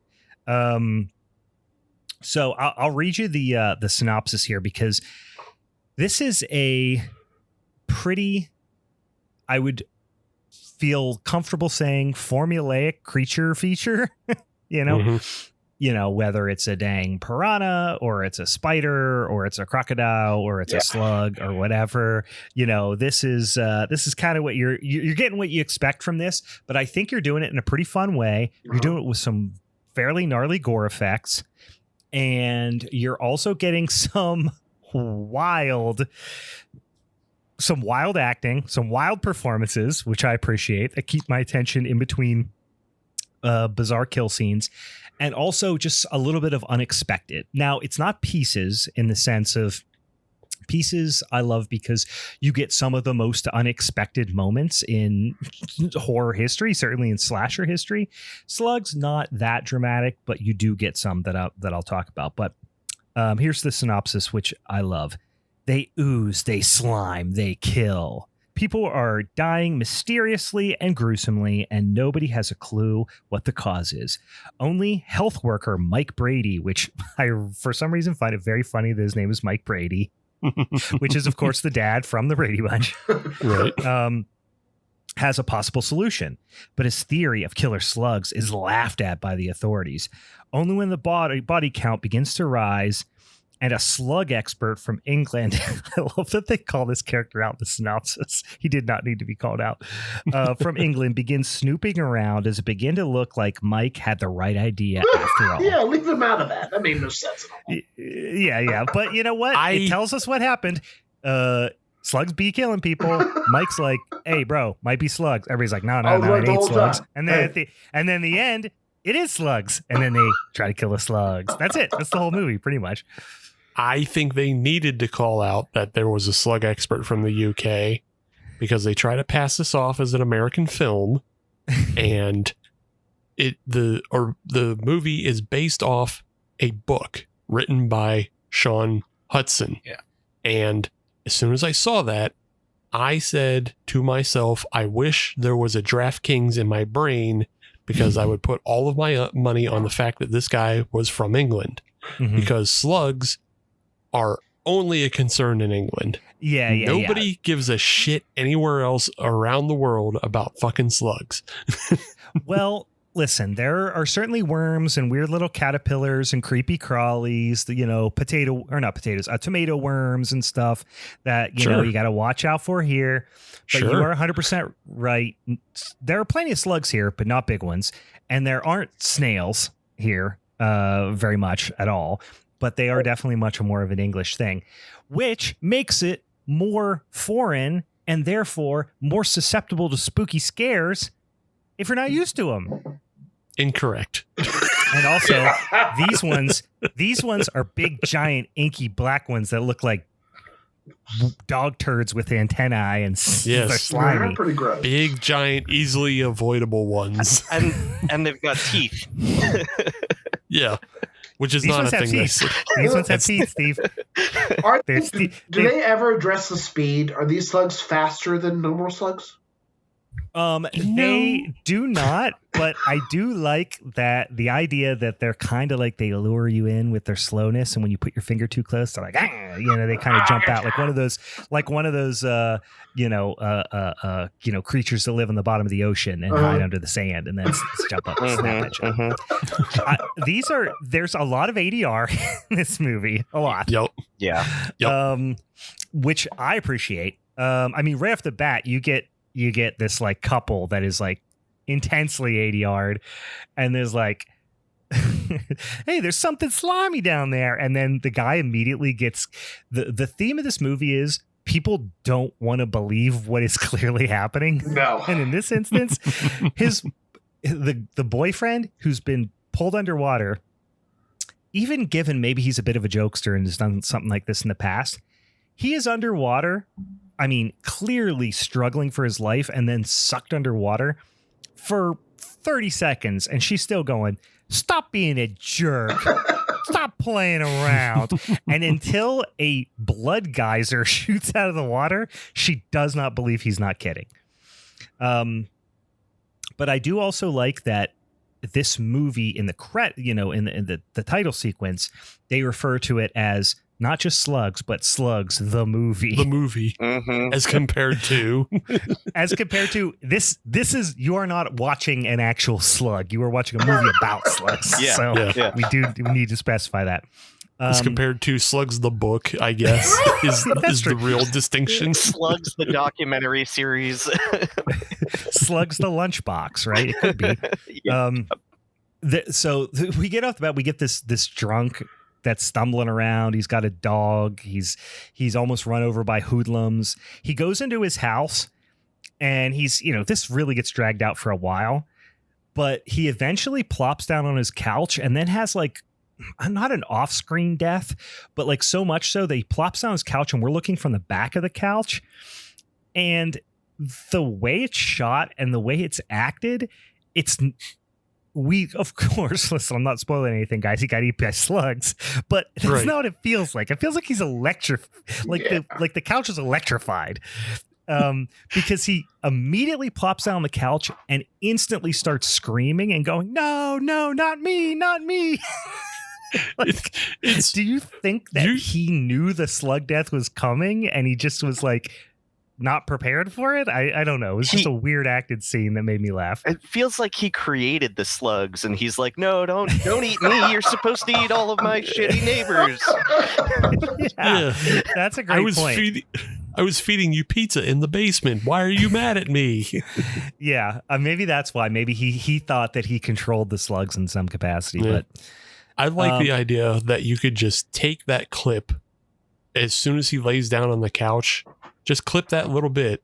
And then it's like, you could show it to anybody else, and then they would just be like, "Oh, it's an old man having night terrors," because he's just reaching out and going, "No, not me! No, not me!" He doesn't. To be clear, we don't see any slugs on screen at this point. No, not one. No, not one. You just So see, they must have been like an old man striking out. They must be just like hyper, like localized to his couch too, just the front of the couch too. Anyway, we get introduced to I think her name's Marine. Is that her name? Yep. Because my notes read Marine gets real dramatic off 2 Heinekens. Marine drinks around the clock. Marine gets after some booze. She likes to party. We have Marine. We've got we get introduced to Dawn and Maria, which is another couple, and then Mike Brady, of course, whom we already know. Because I talked about him. We don't know him in the movie yet. And his wife, Kim. We get this like awkward foreplay scene with Mike and Kim that turns into like they're like having some very vanilla sex because she's got lingerie on. But then we look at on the window and there's like a slug jacking off on the window. Which I like the idea that the slug is watching them. We get introduced to Officer Dobbs. He's like the dickhead deputy. He's having slug issues. There's this hard ass sheriff who is maybe the only actor in the movie worse than Mike Brady. He feels like he's not acting to anyone in particular. He's just reciting like lines into a mirror. But they have to go because Mike is like the health inspector. Which in this town, the health inspector is a pretty all-encompassing job because he has to go on eviction runs. He has to go to like evict this person, the drunk who got eaten by slugs. But they go to his house, of course. They have this really stupid exchange in the car of like the hard-ass cop giving him a hard time. But they go and they find he's like all stripped of flesh and his eyes have been eaten, his organs have been eaten. The sheriff thinks it was wild dogs, which doesn't sound right. Yeah, but Mike has of course a clue. He finds some fresh slug tracks, slime trails. Slime trail. Mike. I mean, we'll talk about some instances, but he is an extraordinarily bad actor. Performer who plays Mike Brady. And it is hilarious. Michael Garfield is his name. Hates a Monday. And he's only been in 2 movies. He was in this, and he played, I think, a pretty small role in The Warriors, if I'm not mistaken. I'm trying to see if I can find his name in The Warriors. I do not believe he has a name. I think he's just in the background. Yeah, I think he's one of the rogues from the Warriors. He's just in the background. Yeah, so this is his only other credit. Weirdly enough, it's movie credit, and it is a starring role, which is surprising. And he blew it really, really bad. He completely hosed it. He did a terrible job. I will say about this movie is there's not a lot of Halloween in this movie. Okay. No. There's a Halloween party, but there's some strong autumnal small town vibes. I do not know who decided to put this on the Wheel O Ween, but I do take grievance with you. Did I? How did I put this on there? Because I didn't know about this film. This isn't a film I would have put on. I didn't like watching this film. Could it have been a listener? No, because I have listeners labeled. So it was you. I think I gave you the wrong movie because this is not very Halloween. Can we dive into that Halloween party a little bit? What happens at this Halloween party, Brian? Yeah, we'll get there. Hold your horses, you bloodthirsty bastard. All right. There's something happening in the sewer. Ultimately we get introduced to some bad kids, which I love some bad kids in a movie. They're specifically one who's got this like curly blonde hair fucking rules. I mean, he just rules. I don't know how else to put it. he's like super horny. He just wants to get like his girlfriend's super horny, and he wants to drink. He just wants to get hammered. Like, I don't know. He just rules. I don't know what else to say. There's another girl who keeps talking about this goat killer, which is like, we never learn anything about except for it's what she thinks is killing people.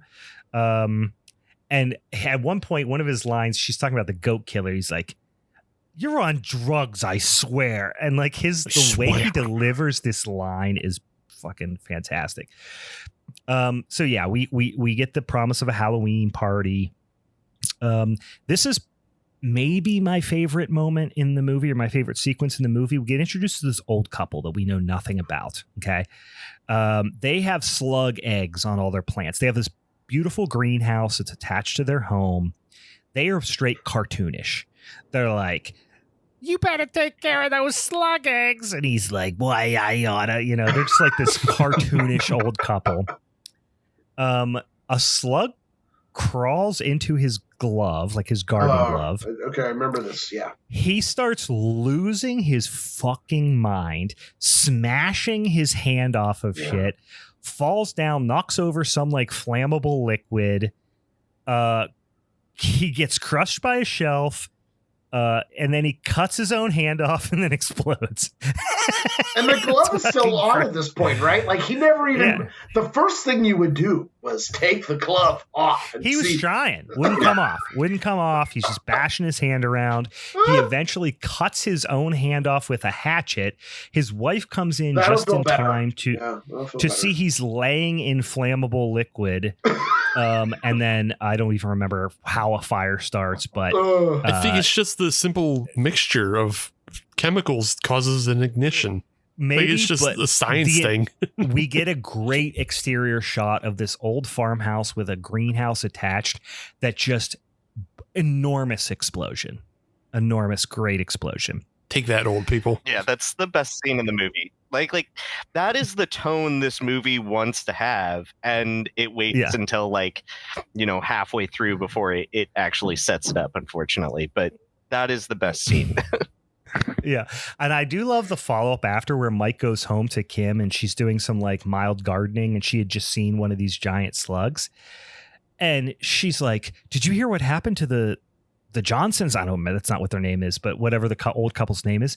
And Mike goes, "What?" He's like, "They died in an explosion in their greenhouse." And he goes, "Hey, they were nice people. I liked them a lot."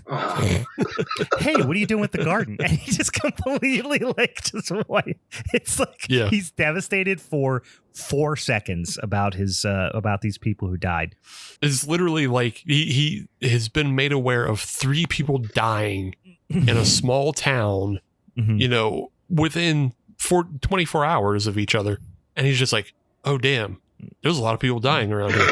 Anyway, what's going on? He feels things very hard and fast. And then he's over it and he's moving on. This is where we see the little black dog turds have teeth because they bite Mike on the hand. We see the drunk lady. What was her name? Maureen. She wakes up drunk when her husband comes home from work, slams some like whiskey, and then starts making dinner. So she's like covering up her alcoholism at this point. She picks up a head of lettuce, starts cutting into it, and there's a slug on the inside of the lettuce, which was so believable. I was like, all right, yeah, there's a giant slug in the inside of lettuce. You could see her cutting through it. She feeds it to her husband in a salad, right? And that night, her husband starting to have little tummy troubles, starting to have a little bubble guts because unbeknownst to him, he had eaten a slug infested salad. And the most matter-of-fact confrontation between them comes in. She comes in, sits down, and goes, "David, I'm sorry for being a bitch so much of the time." A stupid woman with my dumb woman brain. The way he says it, she just comes in and goes, "David, I'm sorry for being such a bitch most of the time." And he's like, "That's okay. That's all right. You were a bitch." And she's like, it's my drinking. I'm really losing, I'm losing control of that. And he's like, yeah, well, that's okay. It's just such a, like, it feels like it should be a much more emotionally charged conversation, but it's just, it's like they're going over the grocery list. Sounds really heavy. Yeah. It should be more emotionally charged, but at the same time, it also really feels like whoever adapted the book is like going through something and they're just like, yeah, God, it's like, goddamn Margot, I wish we'd just apologize and admit she's a drunk. Like, he's just writing out his own fantasy scene where you're the woman. It's like, sorry, I'm a drunk bitch. Yeah. It's like, yeah, that would feel good. It's just like next level. It's just like next level relationship stuff. Like they've just reached the point where they can be this honest and like, forthright with each other. Like this is goals, right? This is relationship goals right here. She's just so like, yeah, I'm really losing control in the drinking. I think I'm an alcoholic. I should probably talk to someone about that. And he's like, cool. That's cool of you to say. Like it's just they're both super new age and like practice radical honesty. And so like she can be honest with herself and be like, oh yeah, I have been like a fucking drunk. I'm gonna and then I'll just apologize about it. Yeah. I'm gonna go to therapy. Good. You should do that. Good. All right. Great. Settled. Is there any other way I can support you in this endeavor? There's zero conflict in the movie. So next we get maybe my other favorite scene, which is we get our horny teens, which is the rad dude with the bad tude and his super horny girlfriend are just going at it in the bed. And he's doing like white guy butt clinch missionary on her and she's loving it. And then he stops to start drinking again because this dude is on the sauce as well. Yeah, sometimes midway through you just gotta like stop, take a swig off the like imagine having sex and you stop mid and you're like fuck and you just reach over onto the thing and you grab a bottle and just start chugging. I need to reload. That's just such fucking degen behavior, which I appreciate. That's gross. She also is like in the middle of a crying orgasm. Like she starts crying. She's like, like she's literally crying. Yeah. It's like, ma'am, is he hurting you? Is he hurting you? Oh no, that's just how you finish. Oh God, I don't know about that. I mean, we didn't see his dick. It might be that good. His dick game might be just that good. But I mean, he does fucking rule. Remember. Anyway, yeah, they it's the only reason why she would put up with the rest of his behavior, so it makes sense. Yeah, he just has unreal dick game. The other thing is they then switch directly into playing a very animated game of The Floor is Lava, but with slugs, where she gets she goes off the bed. Immediately, we notice the entire floor is covered with slugs. She slips. And trash bags. Yeah. She starts getting, well, yes, but you got to make it look black and slimy. And we're also clearly shooting this in like a hotel room, so you can't ruin the floor. So she's just getting munched by slugs. He is on the bed, so he can't get down there to help her, and he doesn't want to grab her because she's covered in slugs. And then he eventually is just like, I'm just going to bail out the window, but he can't reach it. It is like the, I think, Netflix show, The Floor is Lava. Yeah. Like that is actually what they're playing here. And then also this part I love too, because they, of course, the next day show up, they see, the body stripped on the floor. The slugs are gone. So these slugs show up in mass numbers, hundreds, thousands of them, but they show up and then leave like the fucking wind, which I love. Mm-hmm. And they only eat a little bit. Right. There's still plenty of meat on the bones. It makes no sense as to why they would go away. Yeah, they should just be a skeleton left. Yes. But they only eat the soft parts, remember? They eat the eyes, they eat the organs, they only eat the there's plenty of food here. Why eat the crap? Why eat the broccoli on the buffet when there's chicken wings and crab legs, All right. Yeah, they're like big grizzly bears at the Alaskan salmon run. Yeah, that makes all right. Yeah. All right. Yeah. Fine. I love how easy Ben is to convince of things like that. He's like, all right, he just gets more agreeable as the night goes on.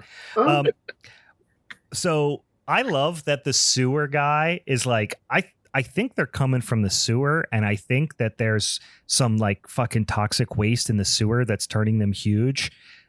And Mike, although he knows it's slugs, is for some reason not open to that they're this part of it, that they're in the sewer. He's like, no, get real. It's like, why wouldn't he agree with this at this point? But yeah, we ultimately land on it's toxic waste slugs that are coming up from the sewer. So probably I know I've said this already, but this is probably my favorite scene, even more so than the greenhouse scene, is when David is going to his important business meeting with these like developers in town. He's trying to close the deal, but he's not feeling good. He's still got the bubble guts, and he goes to a fancy restaurant. And then he's not feeling good. He goes to the bathroom. His nose is bleeding a little bit. Okay. Then he comes back, takes his drink, and just his nose erupts blood into his drink. And then his motherfucking face explodes. And then he falls backwards, and just his entire face and body explode into like gooey blood. And the whole restaurant's like, oh my God, Jesus Christ. It's fucking awesome. I swore at this point that the film would finally, because we have Michael denying his sewer friend and being like, no, it can't be coming out of the sewers. But Michael's like, it is slugs. And then the sheriff's like, it's not slugs. Shut up, Michael. And so like, I just off in left field. He's not even part of the conversation. I swore at this point, watching somebody's fucking face erupt, that everybody would get on the same fucking page. No, but sir. no, there's still like 20 or 30 minutes of them denying that it's not slugs. It's wild dogs. Here's the thing. It's wild dogs. Well, here's the reason. It's because they're seeing those big fat slugs everywhere, but they're not seeing the slugs present whenever people are dying. So they're not making the connection. What the reason it's so mysterious and is sending them for a loop is it's not the slugs that are really killing them. It's the parasite inside the slugs. It's flukes that are getting into the bloodstream from the slugs. So it's not the slugs that are killing them necessarily. It's the slug parasites that are doing the explosion from the inside. I'll admit, I half watched this movie. It was on, but it also felt like a fever dream. I wasn't drinking. I wasn't smoking. But all right, that's the part I missed. Flukes. Yeah. Okay. It's flukes inside the slug parasites that are doing the mysterious stuff. All right. So really, honestly, if you think about it, it's like Uninvited. That it's not. It's in Uninvited. It's not the cat that's killing them. It's that you got to like worry about. It's the small little cat inside the big cat. It's the little parasite inside of the big parasite that rides the back of the hamster, and it's too heavy and knocks the hamster over. Right. So, you know, this is when Mike leaves his wife at home in a slug infested home. And he goes to the guy who's in charge of the water. He's like, shut the water off. And the guy's eating a sandwich. He's like, no, fuck you. And there's a great one. He's like, shut the water off right now. He's like, you've got to declare a state of emergency. And he's like, you ain't got the authority to declare happy birthday. I love this exchange between these two fucking guys. He's such a dickhead. He's such a dickhead. But let me float something to you, Brian, because I think you'll enjoy this. But the actor who's playing this guy in charge of the water of the town, the character's name is Phillips. The actor is played clearly by a Spanish actor who does not speak the language, and he is just enunciating phonetically through his lines, and his lines are ADR'd. I swear to God, he is ADR'd by John Vernon from Killer Clowns from Outer Space. Really? I can't didn't even notice proof. It. I can't find proof, but just listen to his voice. I swear to God, it's fucking John Vernon. I was watching this portion on my phone, so it wasn't as good. I will put it on the TV after this because I would recognize John Vernon's voice anywhere. I feel like I will. Yeah. I'll check it out. Yeah, that sound. I mean, I remember him having a deep voice. It just sounds so much like him, and like because when I heard it, like obviously you're a bigger Killer Clowns fan, but I heard the guy's voice, and I was like, is that Rupert Thorne from the animated Batman series? Yeah. And then I remember Dean Wormer from Animal House. Yeah. Yeah. And I was like, oh, yeah, wait, Rupert Thorne and John Vernon are the same guy from Killer Clowns. So I was like, yeah, that's got to be him. And I swear to God, it is him because it's definitely Eddie Yard. So, Yeah. His voice is so distinctive. So, Oh yeah, he's got a very distinct voice. The way he enunciates too. I'm curious to go back and listen. I can't find any proof of it, and I'm just going to put it up on IMDb in the trivia. They just gave him like $200 and just said like, do it, you know? Yeah. And he was like, Fuck you, yeah, prove fine, me whatever. Yeah. I'm pretty sure he's dead. Isn't he dead anyway? Yeah, John Vernon's dead, and you know who is going to dispute this? You know, tell me I'm wrong about it, and then I don't care. Mike does end up like now he's on a rampage. He's going telling everybody. He busts in on the mayor who's finishing up that important business deal that Dave was unable to because his face exploded. We haven't talked about the fucking Dr. British Dork. He's also he's ADR, but he might be doing his own lines. I'm not sure, but it's ADR as well. But he's got this really intense British accent, and he's been the person they've come to talk about slugs. Like, hey, when they have slug questions, he's at the local slug university, and he makes a slug exploding powder for them, which is obviously going to come into play. So the Halloween party's tonight, so we're looking forward to that, right? Mike goes and interrupts Don. Don's the sewer guy. Don's playing a little touch football with a couple of hot twinks in his yard, and he shows up and interrupts the whole thing and says, come on, bud, we got to go kill some slugs. He does this whole like heartfelt goodbye to his wife and talks about how they're going to get naked and have weird French sex because his wife's French for some reason later. And you're just like, Don is 100% slug chow. There's 0% chance Don's coming back from this slug killing trip. Nah, he's done. No, he's done. You ain't doing weird French sex with your wife because your ass is grass. Mike, on the other hand, gives his wife the old Laurie Strode and tells her to go to her mom's house, which is, of course, do as I say. Right. Which I imagine myself every time I hear that in a movie. I imagine if I said to my wife, do as I say. Oh God, could you imagine? I would have a fork in my neck within 20 seconds. Yeah. That frying pan that he uses to bash all the slugs in the sink, she would have wrapped around your head. Like, oh yeah, I forgot about him crushing there's also a lot of real slug murders in this movie, which I appreciate. They have a lot of slugs that they crush, and one of them they cut in half with a scalpel. Slugs to spare. There's, yeah, they've got the slug budget is pretty good here. So then they go to the Halloween party, which is just pizza and beer and fucking 80s metal, hair metal, and jack-o'-lanterns on the hood of the car out in the woods. Yeah, brother. And they're just doing bad kid shit. And I was like, hell yeah. Until it gets a little weird. It gets a little aggressive. But meanwhile, they don't know. It's funny. They make this big deal about how they don't know where the slug headquarters is. But then they're like, just kidding. Yes, we do. It's right here. And there's a manhole. So they're also like prepared to die for this shit immediately.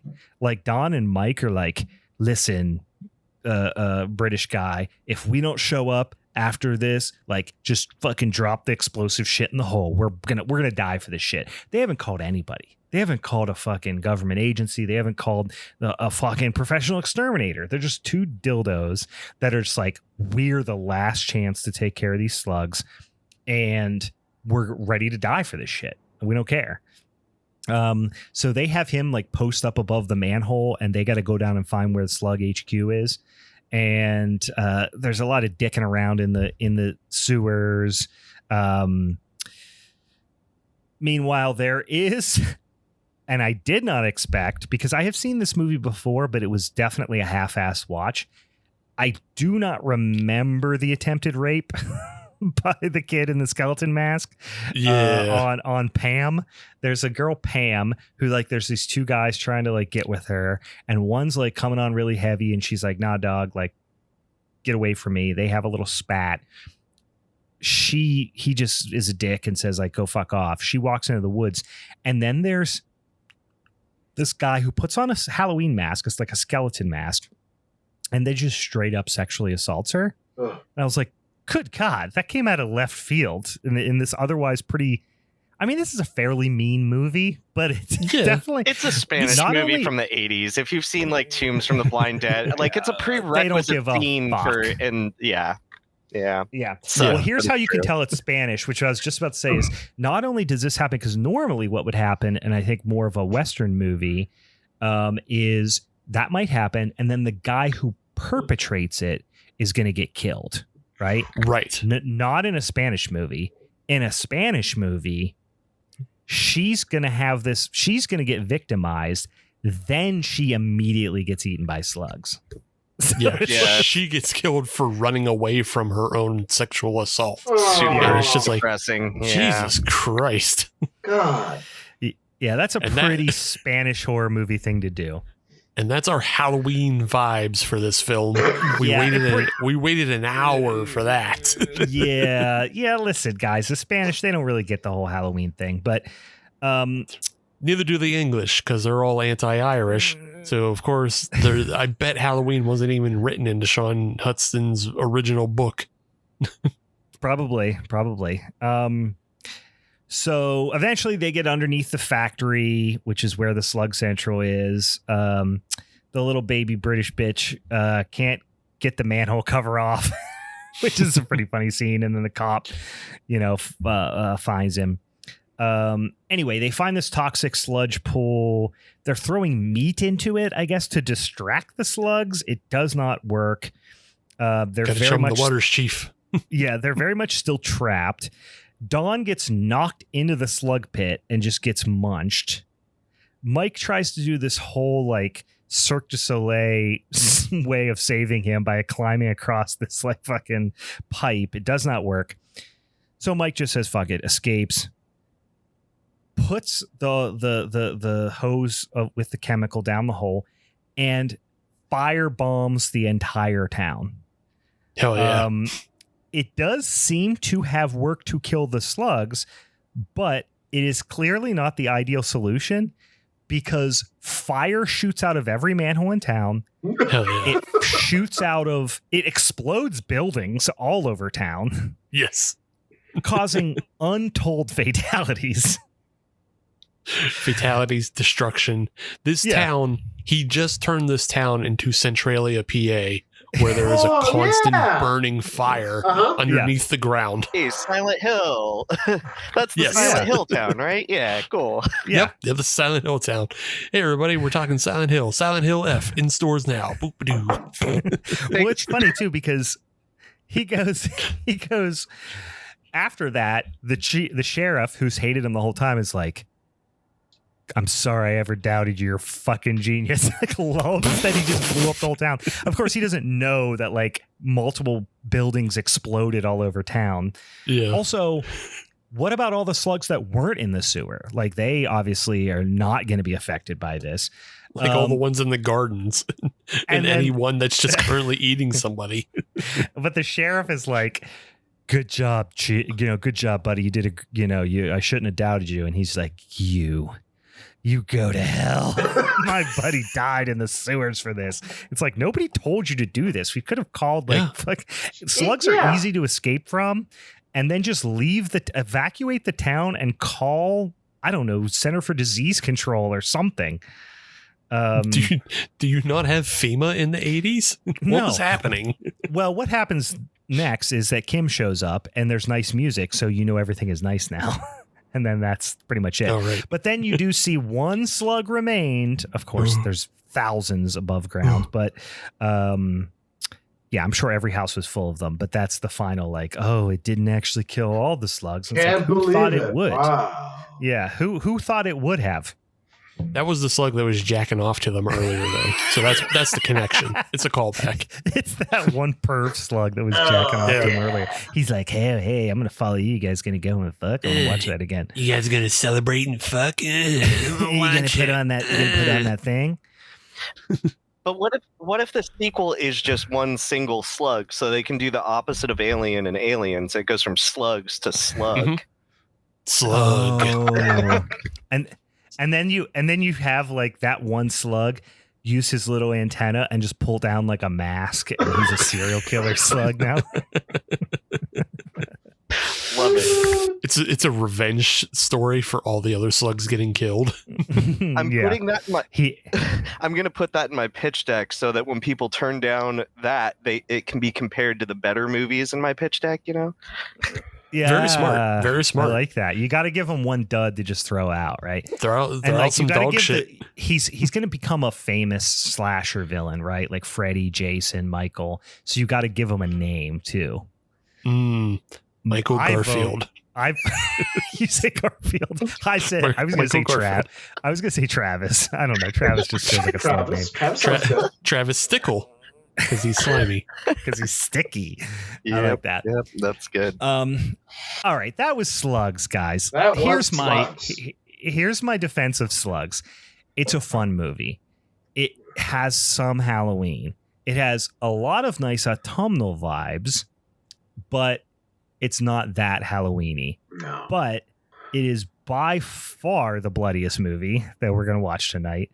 That's not the prompt.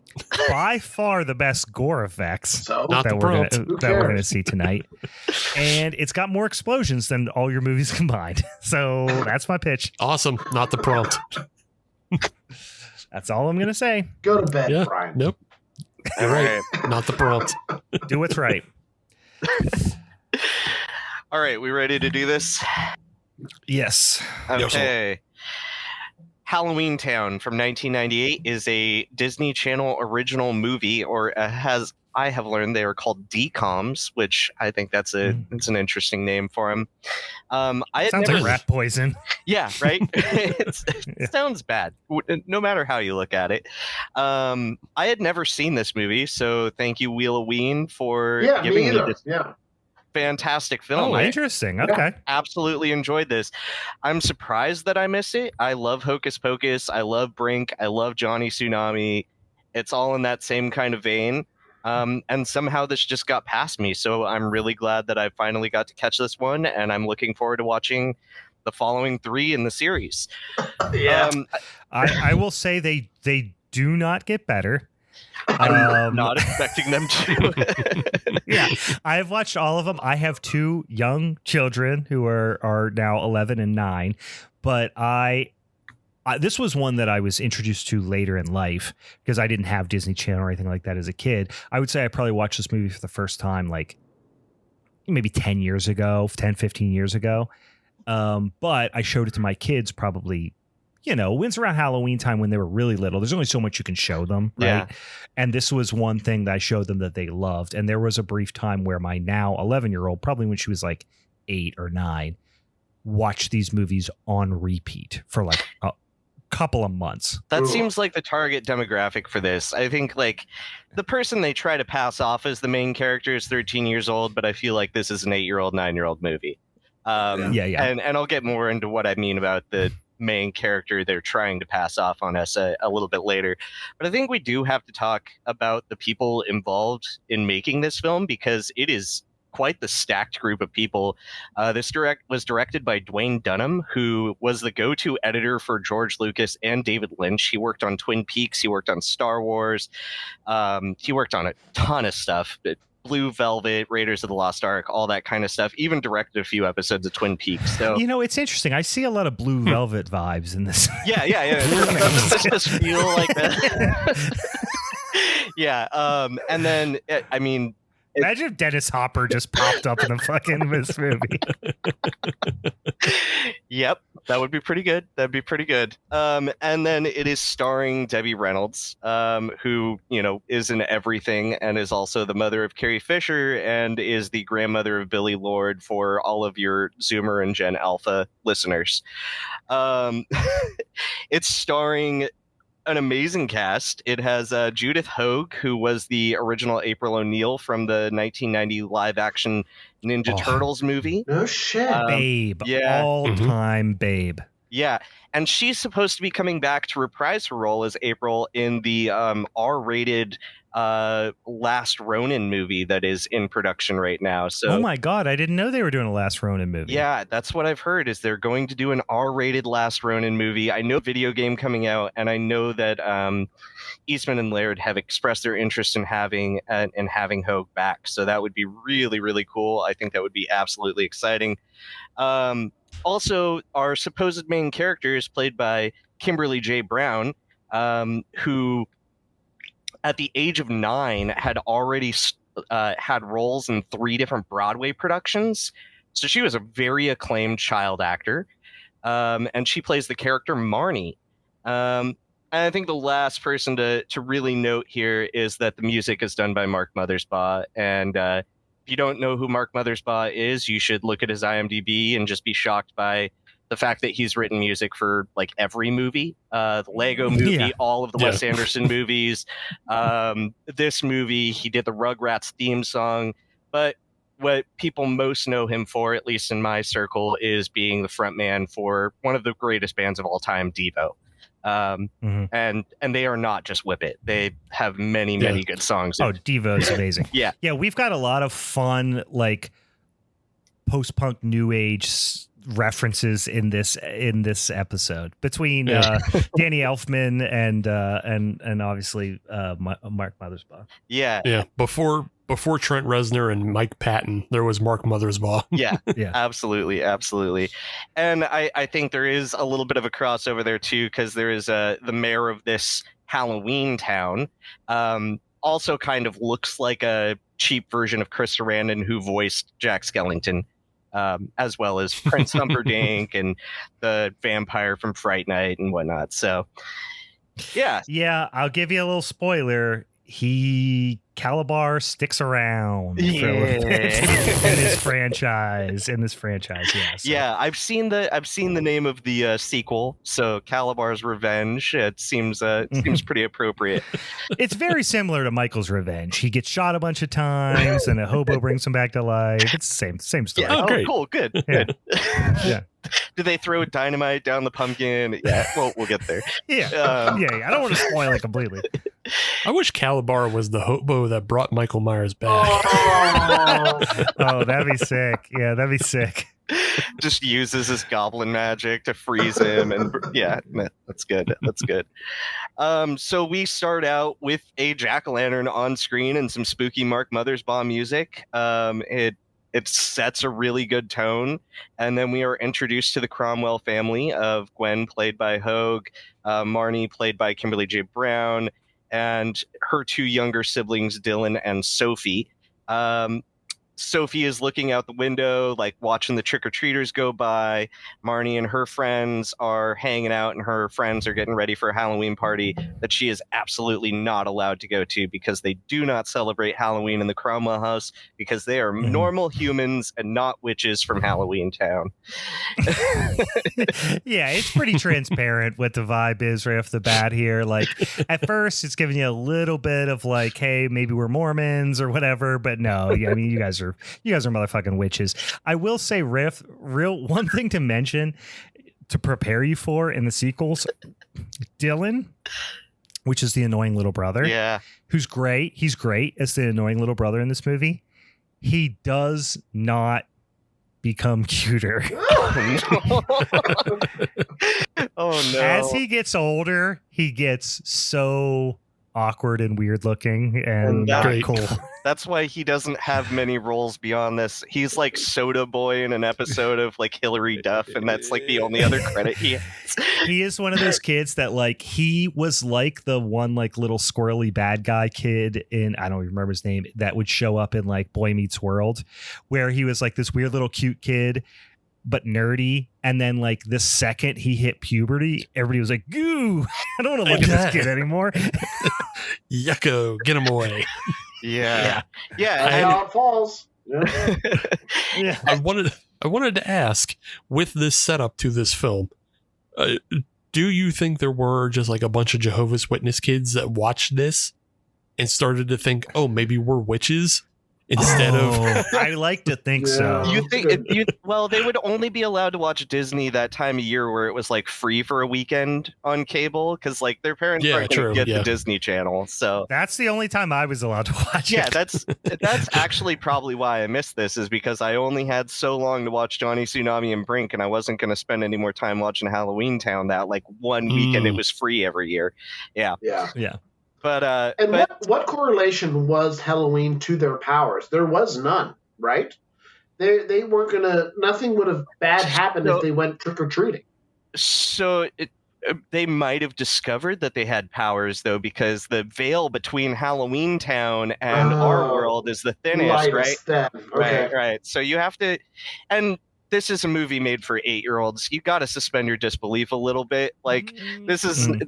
There's some plot stuff with the magic and whatnot. I don't even know how the magic system works. I just know that Sophie is the most powerful being in all of existence by the end of this movie.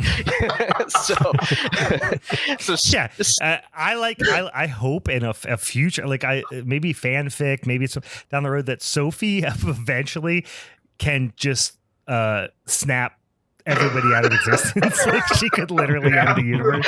Just Thanos level powers. Yeah. That's his name. Yeah, I don't know anything about Marvel movies, but yeah, I know that reference, and she is Thanos by the 4th movie, probably. Yeah, absolutely. So, Marnie's bummed that she can't go to this Halloween party. Her friends talk about how she's into all sorts of weird stuff. Her brother Dylan gets upset, and he's like, "Why can't you be into some other holiday like Arbor Day?" There, the foreshadowing paid off. Call back. Yeah. And so like they're going on about this argument. Sophie's looking out the window and she's like, somebody's showing up, right? So then we see Miss Frizzle's magic school bus up here and a bus stop up here on the sidewalk. And then Debbie Reynolds herself gets out. She is Aggie Cromwell, Grandma Cromwell. And she's got a magic little bag that won't follow her. And is surely sentient. Wow, words are just flying away from me there. Must be all the Hallows treat. And she got him loaded on the gloop glop. He's on the ropes. So she shows up at Gwen's house, and it's kind of an annual event where she shows up and she's concerned that Marnie's magical powers are going to disappear because now we find out that they are all secret witches, and Gwen has been hiding this from her children, and Aggie wants them to move back to Halloweentown. We see Sophie want a cookie, and she kind of chants, right? I want that cookie. I really wanted that cookie. And the cookie starts floating towards her. We have to see Gwen grab it out of the air and snatch it into her mouth and pretend like she's not eating anything right as Aggie walks in. Aggie gets them all dressed up for Halloween. Dylan becomes a troll, though he thinks he's a pimple. Marnie is a Wiccan, and Sophie is a ghost. And Sophie's ghost costume comes back later, and they're all great. They're all great costumes. They get to do some Halloween stuff. They have some dinner, and then they ask for a bedtime story as they're sent to bed. And Grandma Aggie says, "Oh, I won't tell them about Halloweentown. Don't worry about it, Gwen." And she goes upstairs and she's like, "Okay, here's this magical, mystical, fictional place that's Halloweentown that clearly has a picture of Marnie as a witch flying around." Yeah, Grandma Aggie, the older I get and having kids now, the more Grandma Aggie infuriates me. Just zero boundaries as a grandma, just completely disregarding the mom's wishes at every corner. Mom said what? I don't give a fuck.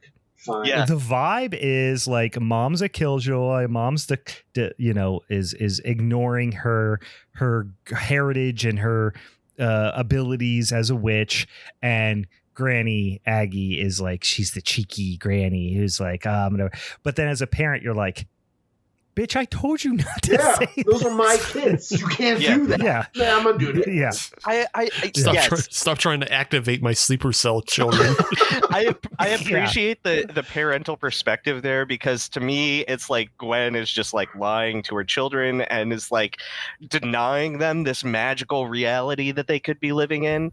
But yeah, so no, I totally get that. Well, and as they get old, like as the series goes on, you start to like get a whole lot more storylines are teased out, and it just becomes so insanely stupid. Yeah. I mean, by the time it gets, I mean, the second one's not horrible, it's tolerable. The third and fourth one, they've just turned Halloweentown into Harry Potter. They're just trying to make it Harry Potter. I could absolutely see that happening. Like, we've already got the magic school bus, the age 13. You're a wizard, Marnie. Like, kind of bullshit. So that's unfortunate. That's pretty much what happens. Yeah, I believe that. Yeah, so the kids overhear a conversation after Grandma goes downstairs, and she's like, yeah, no, I didn't actually show up here to, like, nag you about Marnie losing her powers because it's the 13th year of Halloween. So that's the point, Ben, is that her 13th Halloween is when she loses her powers. So she has to... Oh, that's right. Yeah. So she has... ticking clock situation. Yeah. But she actually came around to ask Gwen to come help her with a problem that's happening in Halloweentown, and the Cromwell witches are the strongest lineage of witches, and Aggie's the last one besides her half-human family living in the real world. Gwen says no, not doing that. But Marnie overhears it, and she decides to sneak out, and Dylan's like, I'm not letting you go alone. I need to come with you so that I can narc on all of your adventures afterwards. Dylan is a narc. I mean, classic little brother narc. Absolutely. And so they sneak onto a bus that doesn't have an alarm when you open the back. I remember there always being like, if you pull this, it's gonna fire off an alarm. But that's fine. Yeah. They get on the bus. They're hiding on the bus. Dylan's trying to rationalize why everyone is a monster on the bus. Like, are they on some sort of party bus heading back from the Moose Lodge? And then they clearly come falling out of the sky, crashing towards the earth. And they land in Halloweentown, which is played by St. Helens, Oregon, which is about 2.5 hours away from me. And to this day, they still dress up the entire like city center as Halloweentown. So you can go there from mid-September all the way through October and see that city center still established every single year. I have never done it, but it has always been on my list to do. So maybe next year I will actually do it now that I've seen the movie. I get the feeling this is like the West Coast's version of Salem. You know, where not because of the history, but like when you go. So I know like of people I know that live in Salem and own a brewery. Like a friend of mine who owns a brewery in Salem, and he owns one of his tap rooms in Salem, and they're like, it's a nightmare in October there. He's like, and it has gotten exponentially worse since Hocus Pocus has experienced this big revival in the last like decade. Yeah, because they go to they have to do all the sites and stuff. He's like, and it is like Nashville for Disney adults, where they're all coming to get hammered without their kids. Yeah. Like that's what Salem is now in October. And I get the vibe that this is a smaller version of that in St. Helens, Oregon. Yeah, I think that's probably true. I've also heard that you can go to Salem, Massachusetts, and experience all of the same things that happen in October with less people. Is that true? Yeah, and so if you are going to Salem, you can still go see all in a previous month. Yeah, you don't have to go in. Yeah, you go in September. It's the same stuff, and a tenth of the people. So they arrive in Halloweentown, and so the premise of this movie was established when the writer's daughter asked where all the creatures go after Halloween. And now we are in Halloweentown, and you see where they all go. So there's ghosts and goblins and Frankenstein's monsters and all sorts of different creatures around. Some people are just like human pincushions, and like there's a lot of dog people and cat people. I don't remember any vampires, but this movie largely takes place in daylight, so that just may be a fact of that. Yeah. The more the series goes on, the less the people feel like Halloween characters, and the more they feel like just like Yeah. Harry were- Potter-ish type of They Yeah. were character. vaguely Halloween characters in the first place. Like they weren't Yeah. that Yeah, a lot of them loosely just have associated. masks. A lot of them just have masks, do not have makeup on their hands. They have like the simplest of costumes. They rotated a lot of extras in this, so a lot of the people in the background are like wearing one character walking past and then like changing into another character and walking past the other direction. Yeah, so that they could get more monsters on screen. And they lose track. The children get off the bus and realize Sophie has followed them, and thank God she has, because they would die 1,000 times if Sophie wasn't there. Yeah. Because she is the Yeah, true horrible hero of deaths. this movie. Yeah, Mhm. It's from Marnie's perspective, but Sophie is the protagonist, and they lose track of their grandma immediately, and they run into the mayor of the town, Calabar, who dated their mother when they were younger and knows where the real sexual tension there. yeah. It's weird that he's throwing that much sexual attention to the children of the woman he dated when he was younger, but yeah. But then he pulls Calabar, not a great dude. No. Yeah. Refuses to say Sophie's name correctly, like pretends like he can't hear her, calls her Soapy, pulls candy out of his ear and gives it to her, and that's weird. Later pulls a sundae out of his ear and gives it to her. Like, not okay. This dude is absolutely strange and giving off negative vibes immediately. But he calls Cabby Benny, which is the only animatronic in the movie, a skeleton cab driver, to give the kids a ride up to Aggie's house. Yeah, he's probably the most memorable character in this movie, I think, is the skeleton cab driver. Or my personal favorite, the Yeti that works in the ice cream parlor. That's the strong one as well. That's a good one. I also really like the broom salesman. It's good. But Benny first introduces us to the character of Luke, who has gotten a nose job and gotten a wart removed, and he comes back later.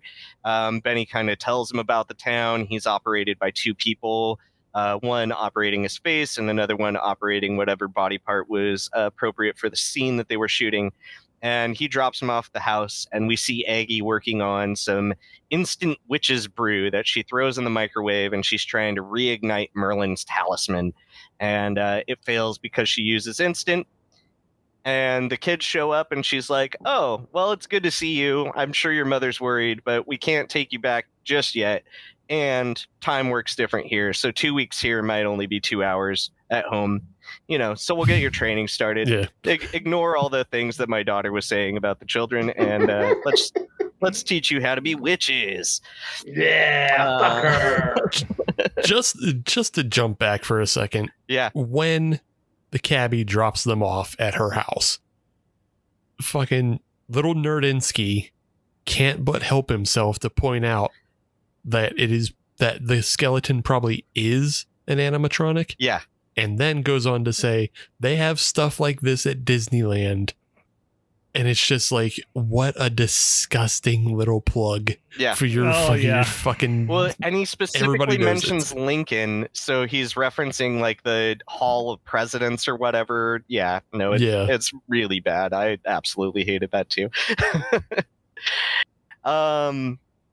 And so she is showing him how to make the witch's brew, and thankfully Sophie remembers all of the ingredients and the spell because Marnie immediately forgets them all. Oh, I guess there is a nice moment at the gate where Marnie's trying to use her powers, and she comes up with a few rhymes, says "open sesame," that kind of thing. Nothing works, and then Dylan and Marnie start arguing with each other, and they turn around and see the gate open, and Sophie's like, "Oh, I just pushed.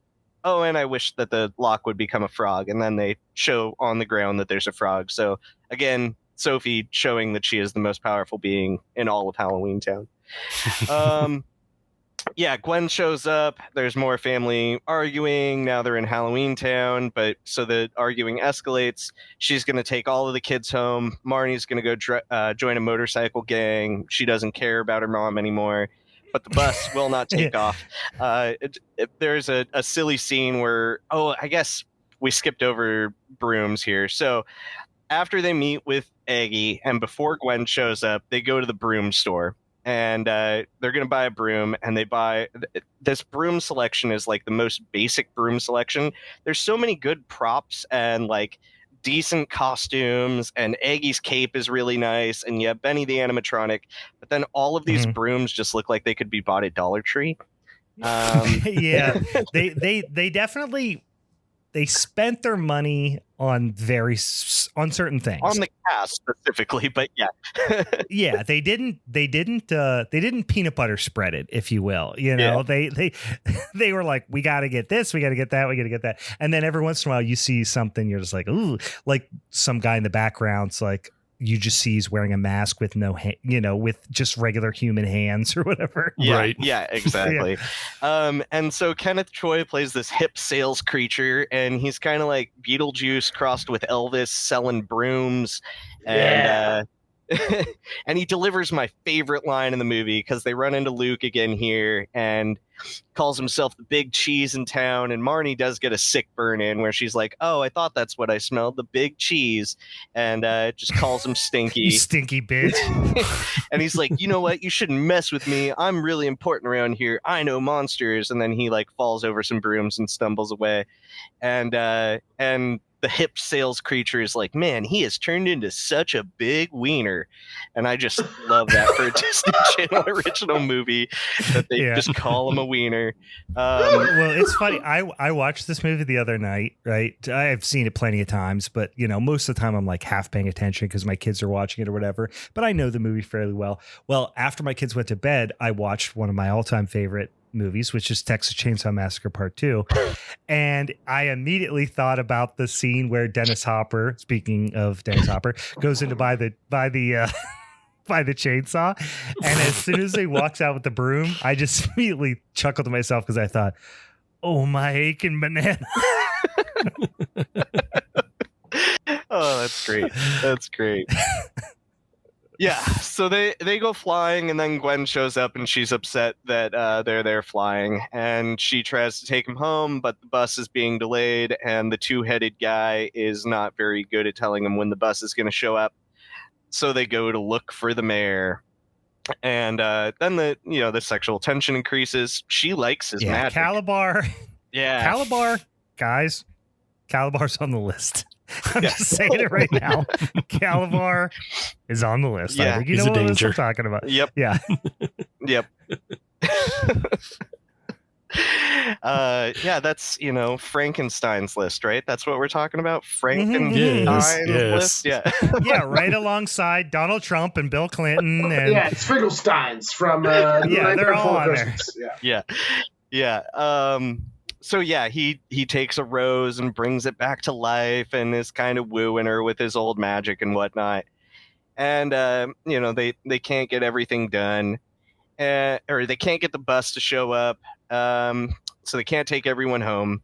And so eventually they end up at this really, like, we have discovered that there's this blackness or this dark thing that is happening in town, the bad thing as it's called, where normal people from Halloweentown start to turn evil, and then they disappear, and they get tracked back to this movie theater. Luke brings them there, and that's when we get the unveiling of our goblin, mystical monster creature, Voldemort-esque kind of guy that is freezing the people of Halloweentown after turning them into truly evil creatures so that he can use them and go and wipe out all of the muggles. I mean, people in the real world. Yeah. And so Aggie gets frozen, Gwen gets frozen, and now we are left with a true Disney adventure where a 13-year-old and her two younger siblings have to head off into danger to do a couple of fetch quests in order to ignite Merlin's talisman to cast a spell to cast out the darkness. Thankfully, Sophie has memorized the ingredients and the spell, so they are able to collect the hair of a werewolf. They go to a barber shop, and Marnie distracts the werewolf by using a hairdryer that has real fire coming out of it, and that prop was that was actual real fire. There was no CGI or anything. Yeah, I read that too. It was like that was a real Yeah. real prop. Flamethrower. Yeah, it was a true flamethrower. So that had to be fun for 13-year-old KGB to be KJB to KGB. yeah. KGB. Kimberly J. Brown, KJB, not KGB. Marnie Piper to be throwing the flame, blasting the fire around, and they sneak up and shave the werewolf's hair and get out of there. And then the second one, they have to get sweat from a ghost, so they go to a gym and they find a ghost that's going into a sauna. And the sauna actually wipes 200 pounds off this ghost. It's pretty incredible. But he gets shredded. Yeah, he gets shredded real quick in that machine. And Sophie distracts him by putting on her ghost costume that she was given by her grandma. And he's upset about stereotypes and doesn't really think that that's very fair of him. It's his culture, not her costume. So, and you guys just hit on one of my most beloved kinks, which is shredded ghosts. that's just a thing. Wow. That's just for me. That gets me going. That's great. That's good. Shredded ghosts. Yeah. And then the final thing they have to do is collect a vampire's tooth. So they go to a dentist office. We find out that the dentist is the Tooth Fairy, a very terrifying looking monster in town. And Marnie actually does use some deduction here to realize that the people of her planet or her reality are picking up on the traditions of the people from Halloweentown. So the lighting of the jack-o'-lantern in her reality represents the lighting of the jack-o'-lantern in the center of town. It's cultural appropriation is what it actually, you're right. These kids are racist. They're just through and through. They're doing ghost face in front of a guy. Just to a guy. They're just doing ghost face to a ghost. His face. Yeah. And then where it's give us some of your fluids. We require them to make magic. Yep. Give it. And the conflict ensues. It's very Disney Channel original movie conflict with Calabar, and Marnie wishes and wants for herself that the talisman will fall into the jack-o'-lantern, which blasts a huge light out of the jack-o'-lantern. And this is where I started thinking about what happens to vampires if this is the tradition, if this is the good thing that happens in this town, and we're supposed to be all Halloween creatures, what happens to vampires here? But it wakes up all of the witches, it wakes up all of the town people, and it blasts Calabar back. But he does get the talisman after that, and we have to see the Avengers assemble, and we see Sophie team up with Marnie and Gwen and Eggie, and then Dylan's fingers start to sparkle, and we find out he's a warlock. And they blast Calabar into the sequel, I assume. And then, yeah, they sure do. Yeah. And then Aggie decides to come home, and Gwen is going to teach Marnie how to be a witch, but they are going back to the human realm and leaving Halloweentown for the time being.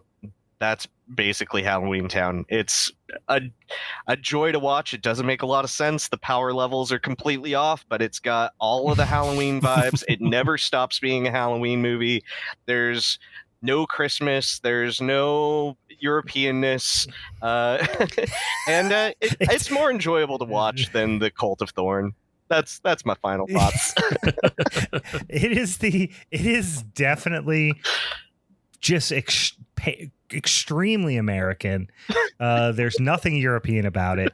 I will call out, as as the rest of the franchise goes, eventually it does devolve into, like I said, kind of Harry Potter-ish stuff. And also Marnie is no longer there.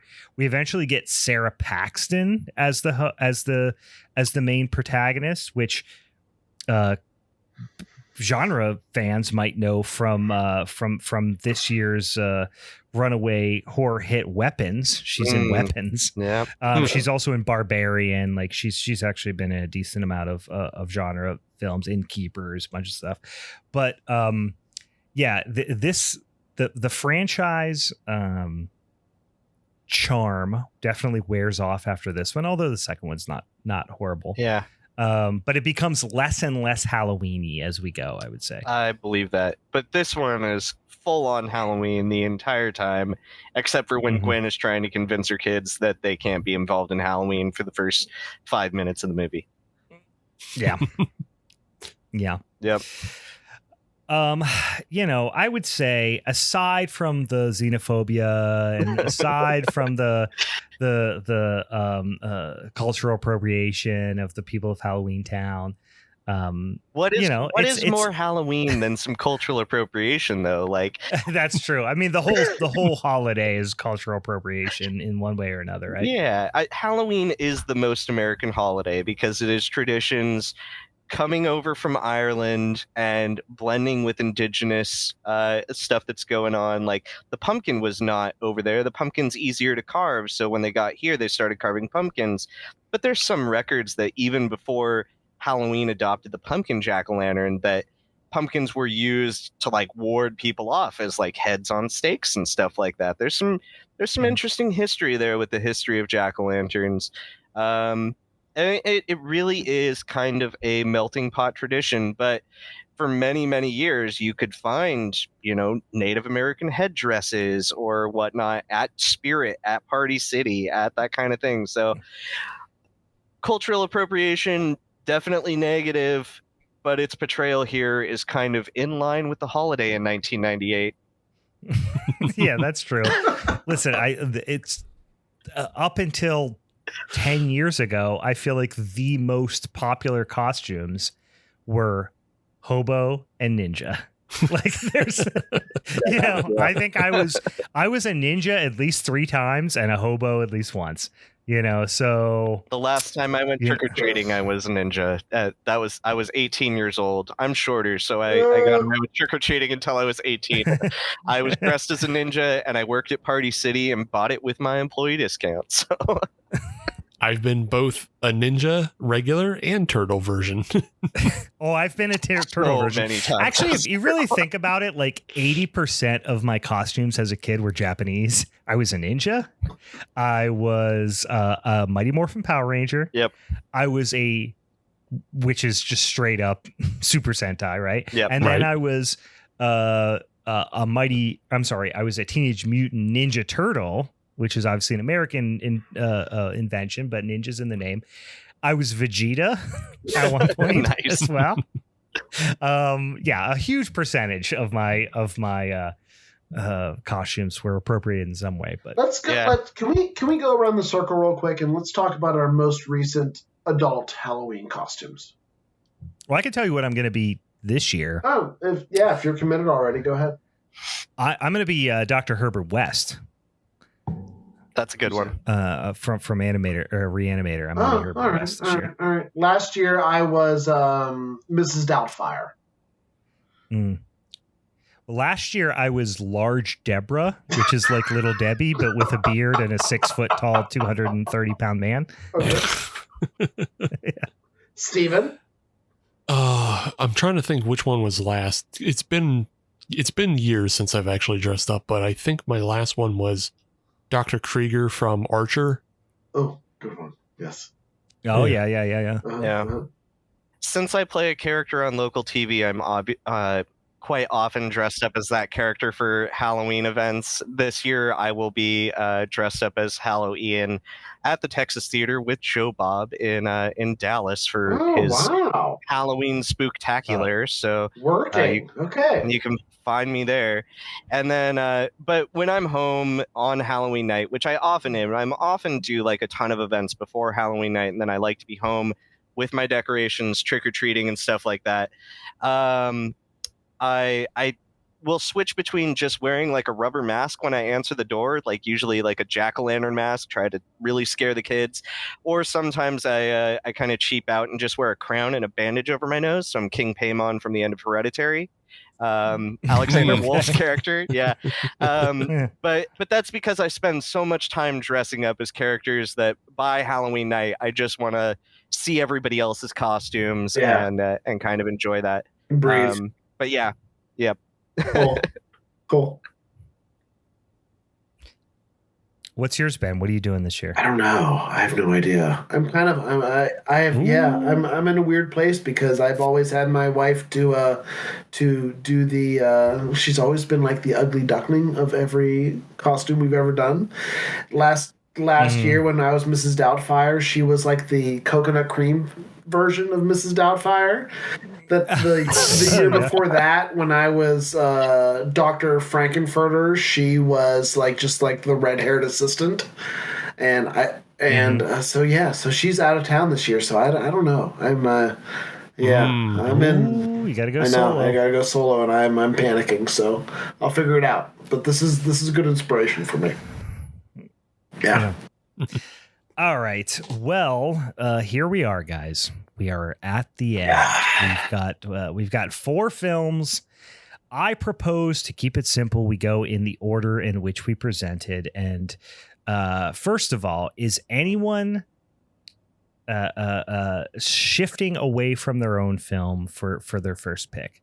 Are you sure you want to go in this order, considering that?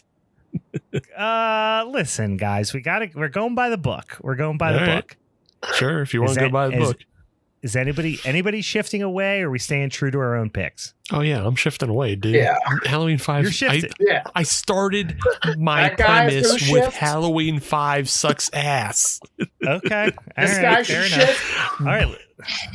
Well, let's do it. Let's figure out how this is going to change things up then. So, Steven, what is your, maybe we're just going for, I mean, that's not abnormal for the Wheel O Ween because we're not picking these movies. So we're not as married to them as we would be if we had to pick them. Right. Right. Yeah. This has happened in the past, and it happens especially when we don't pick our own films.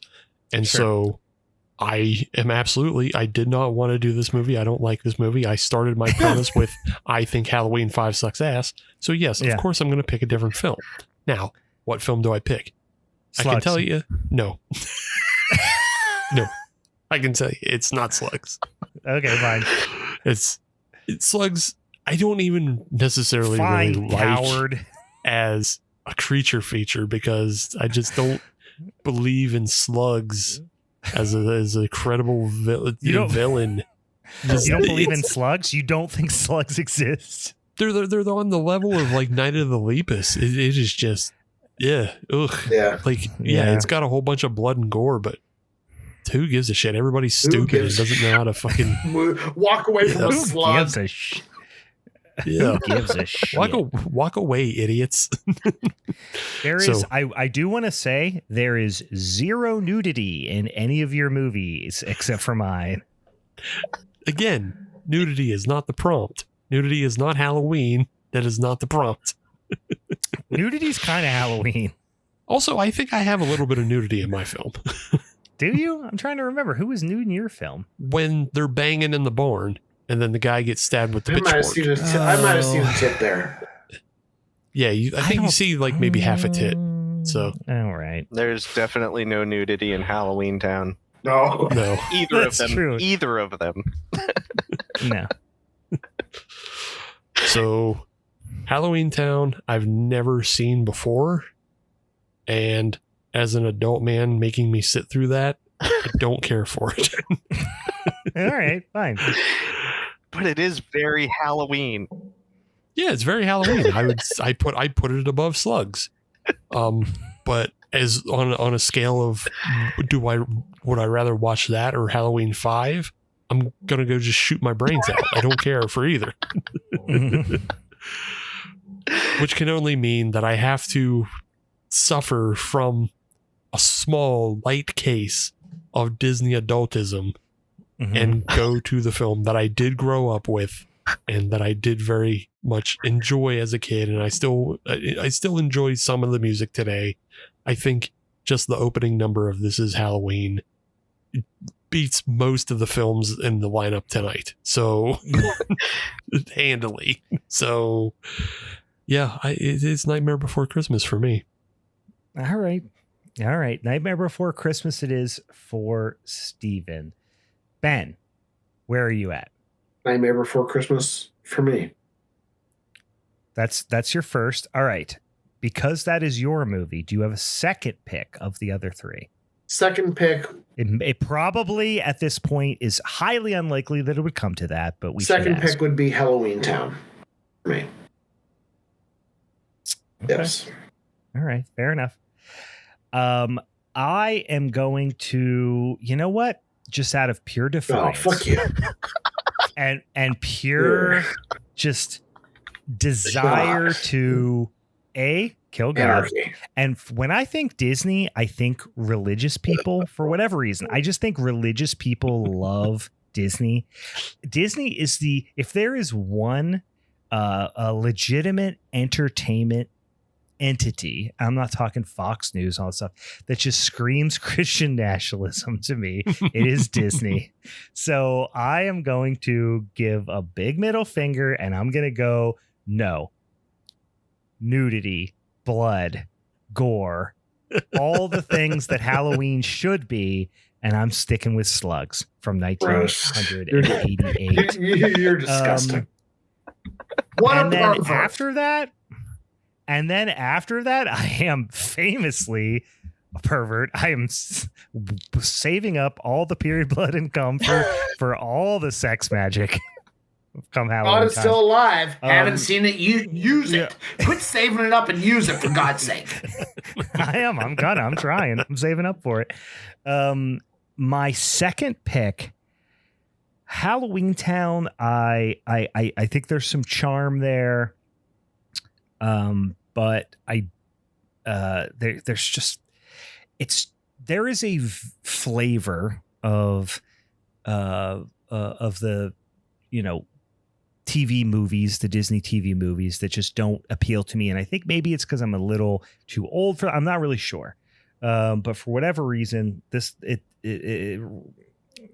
flavor, that vibe kind of just rubs me the wrong way, I guess. I will say, if looking at this list beforehand, I might have said Halloween 5 might be there because I'm such a fan of the franchise, but I watch it once every 2 years and I am reminded how fucking terrible it is. So I cannot in all good conscience pick Halloween 5. So for my second pick, I am going to go Disney adult and pick The Nightmare Before Christmas. All right. That kind of solidifies it, right? It does, but we're still eager to hear your vote. Oh, I'm going with Halloweentown as number one because it is with the premise of Halloween being the focus. I have always felt Nightmare Before Christmas was more of a November movie, and come on. I do think that the first 5 minutes are the most Halloweeny of all of these movies, but I think all in all, I have to go with what I've been saying since I was 9 years old and saying that it is a November movie. I guess because of that, I have to say Halloween 5 is my second pick. I love the contrarian. Okay. I love the contrarian approach to it. Yeah. So that does Wow. Hand it to Ben, though. Congratulations, Ben. Oh my God. Congratulations to Ben. He's taken home that son of a bitch and championship strap for the Wheel O Ween Showdown in October. So what that means is Ben is going to hand down to us a punishment movie that we're going to have to watch. Ben, not to put you on the spot. If you have one, great. I think I do. If you I don't, do. Okay. I think I do. All right. What are you thinking? I think it's going to be Blades. Blades? Sorry, say it again. Blades? Does that ring a bell for anybody? Blades. Blades. I think I am aware. Okay. From 1988. Yeah. All right. I do not know this movie. I don't think I know this movie. It's going to be Blades. This I watched it. I watched it by. Has a hell of a poster. I watched it by chance. It's loosely based off of Jaws. Yeah, Okay. that's goody. right. Golly. That's Thi- right. This is out there on the internet. I'm not familiar with it, but I will really quickly And read the synopsis for I'm going to come Blades. back here for that episode, whatever night of the week it is. I'm going to be here.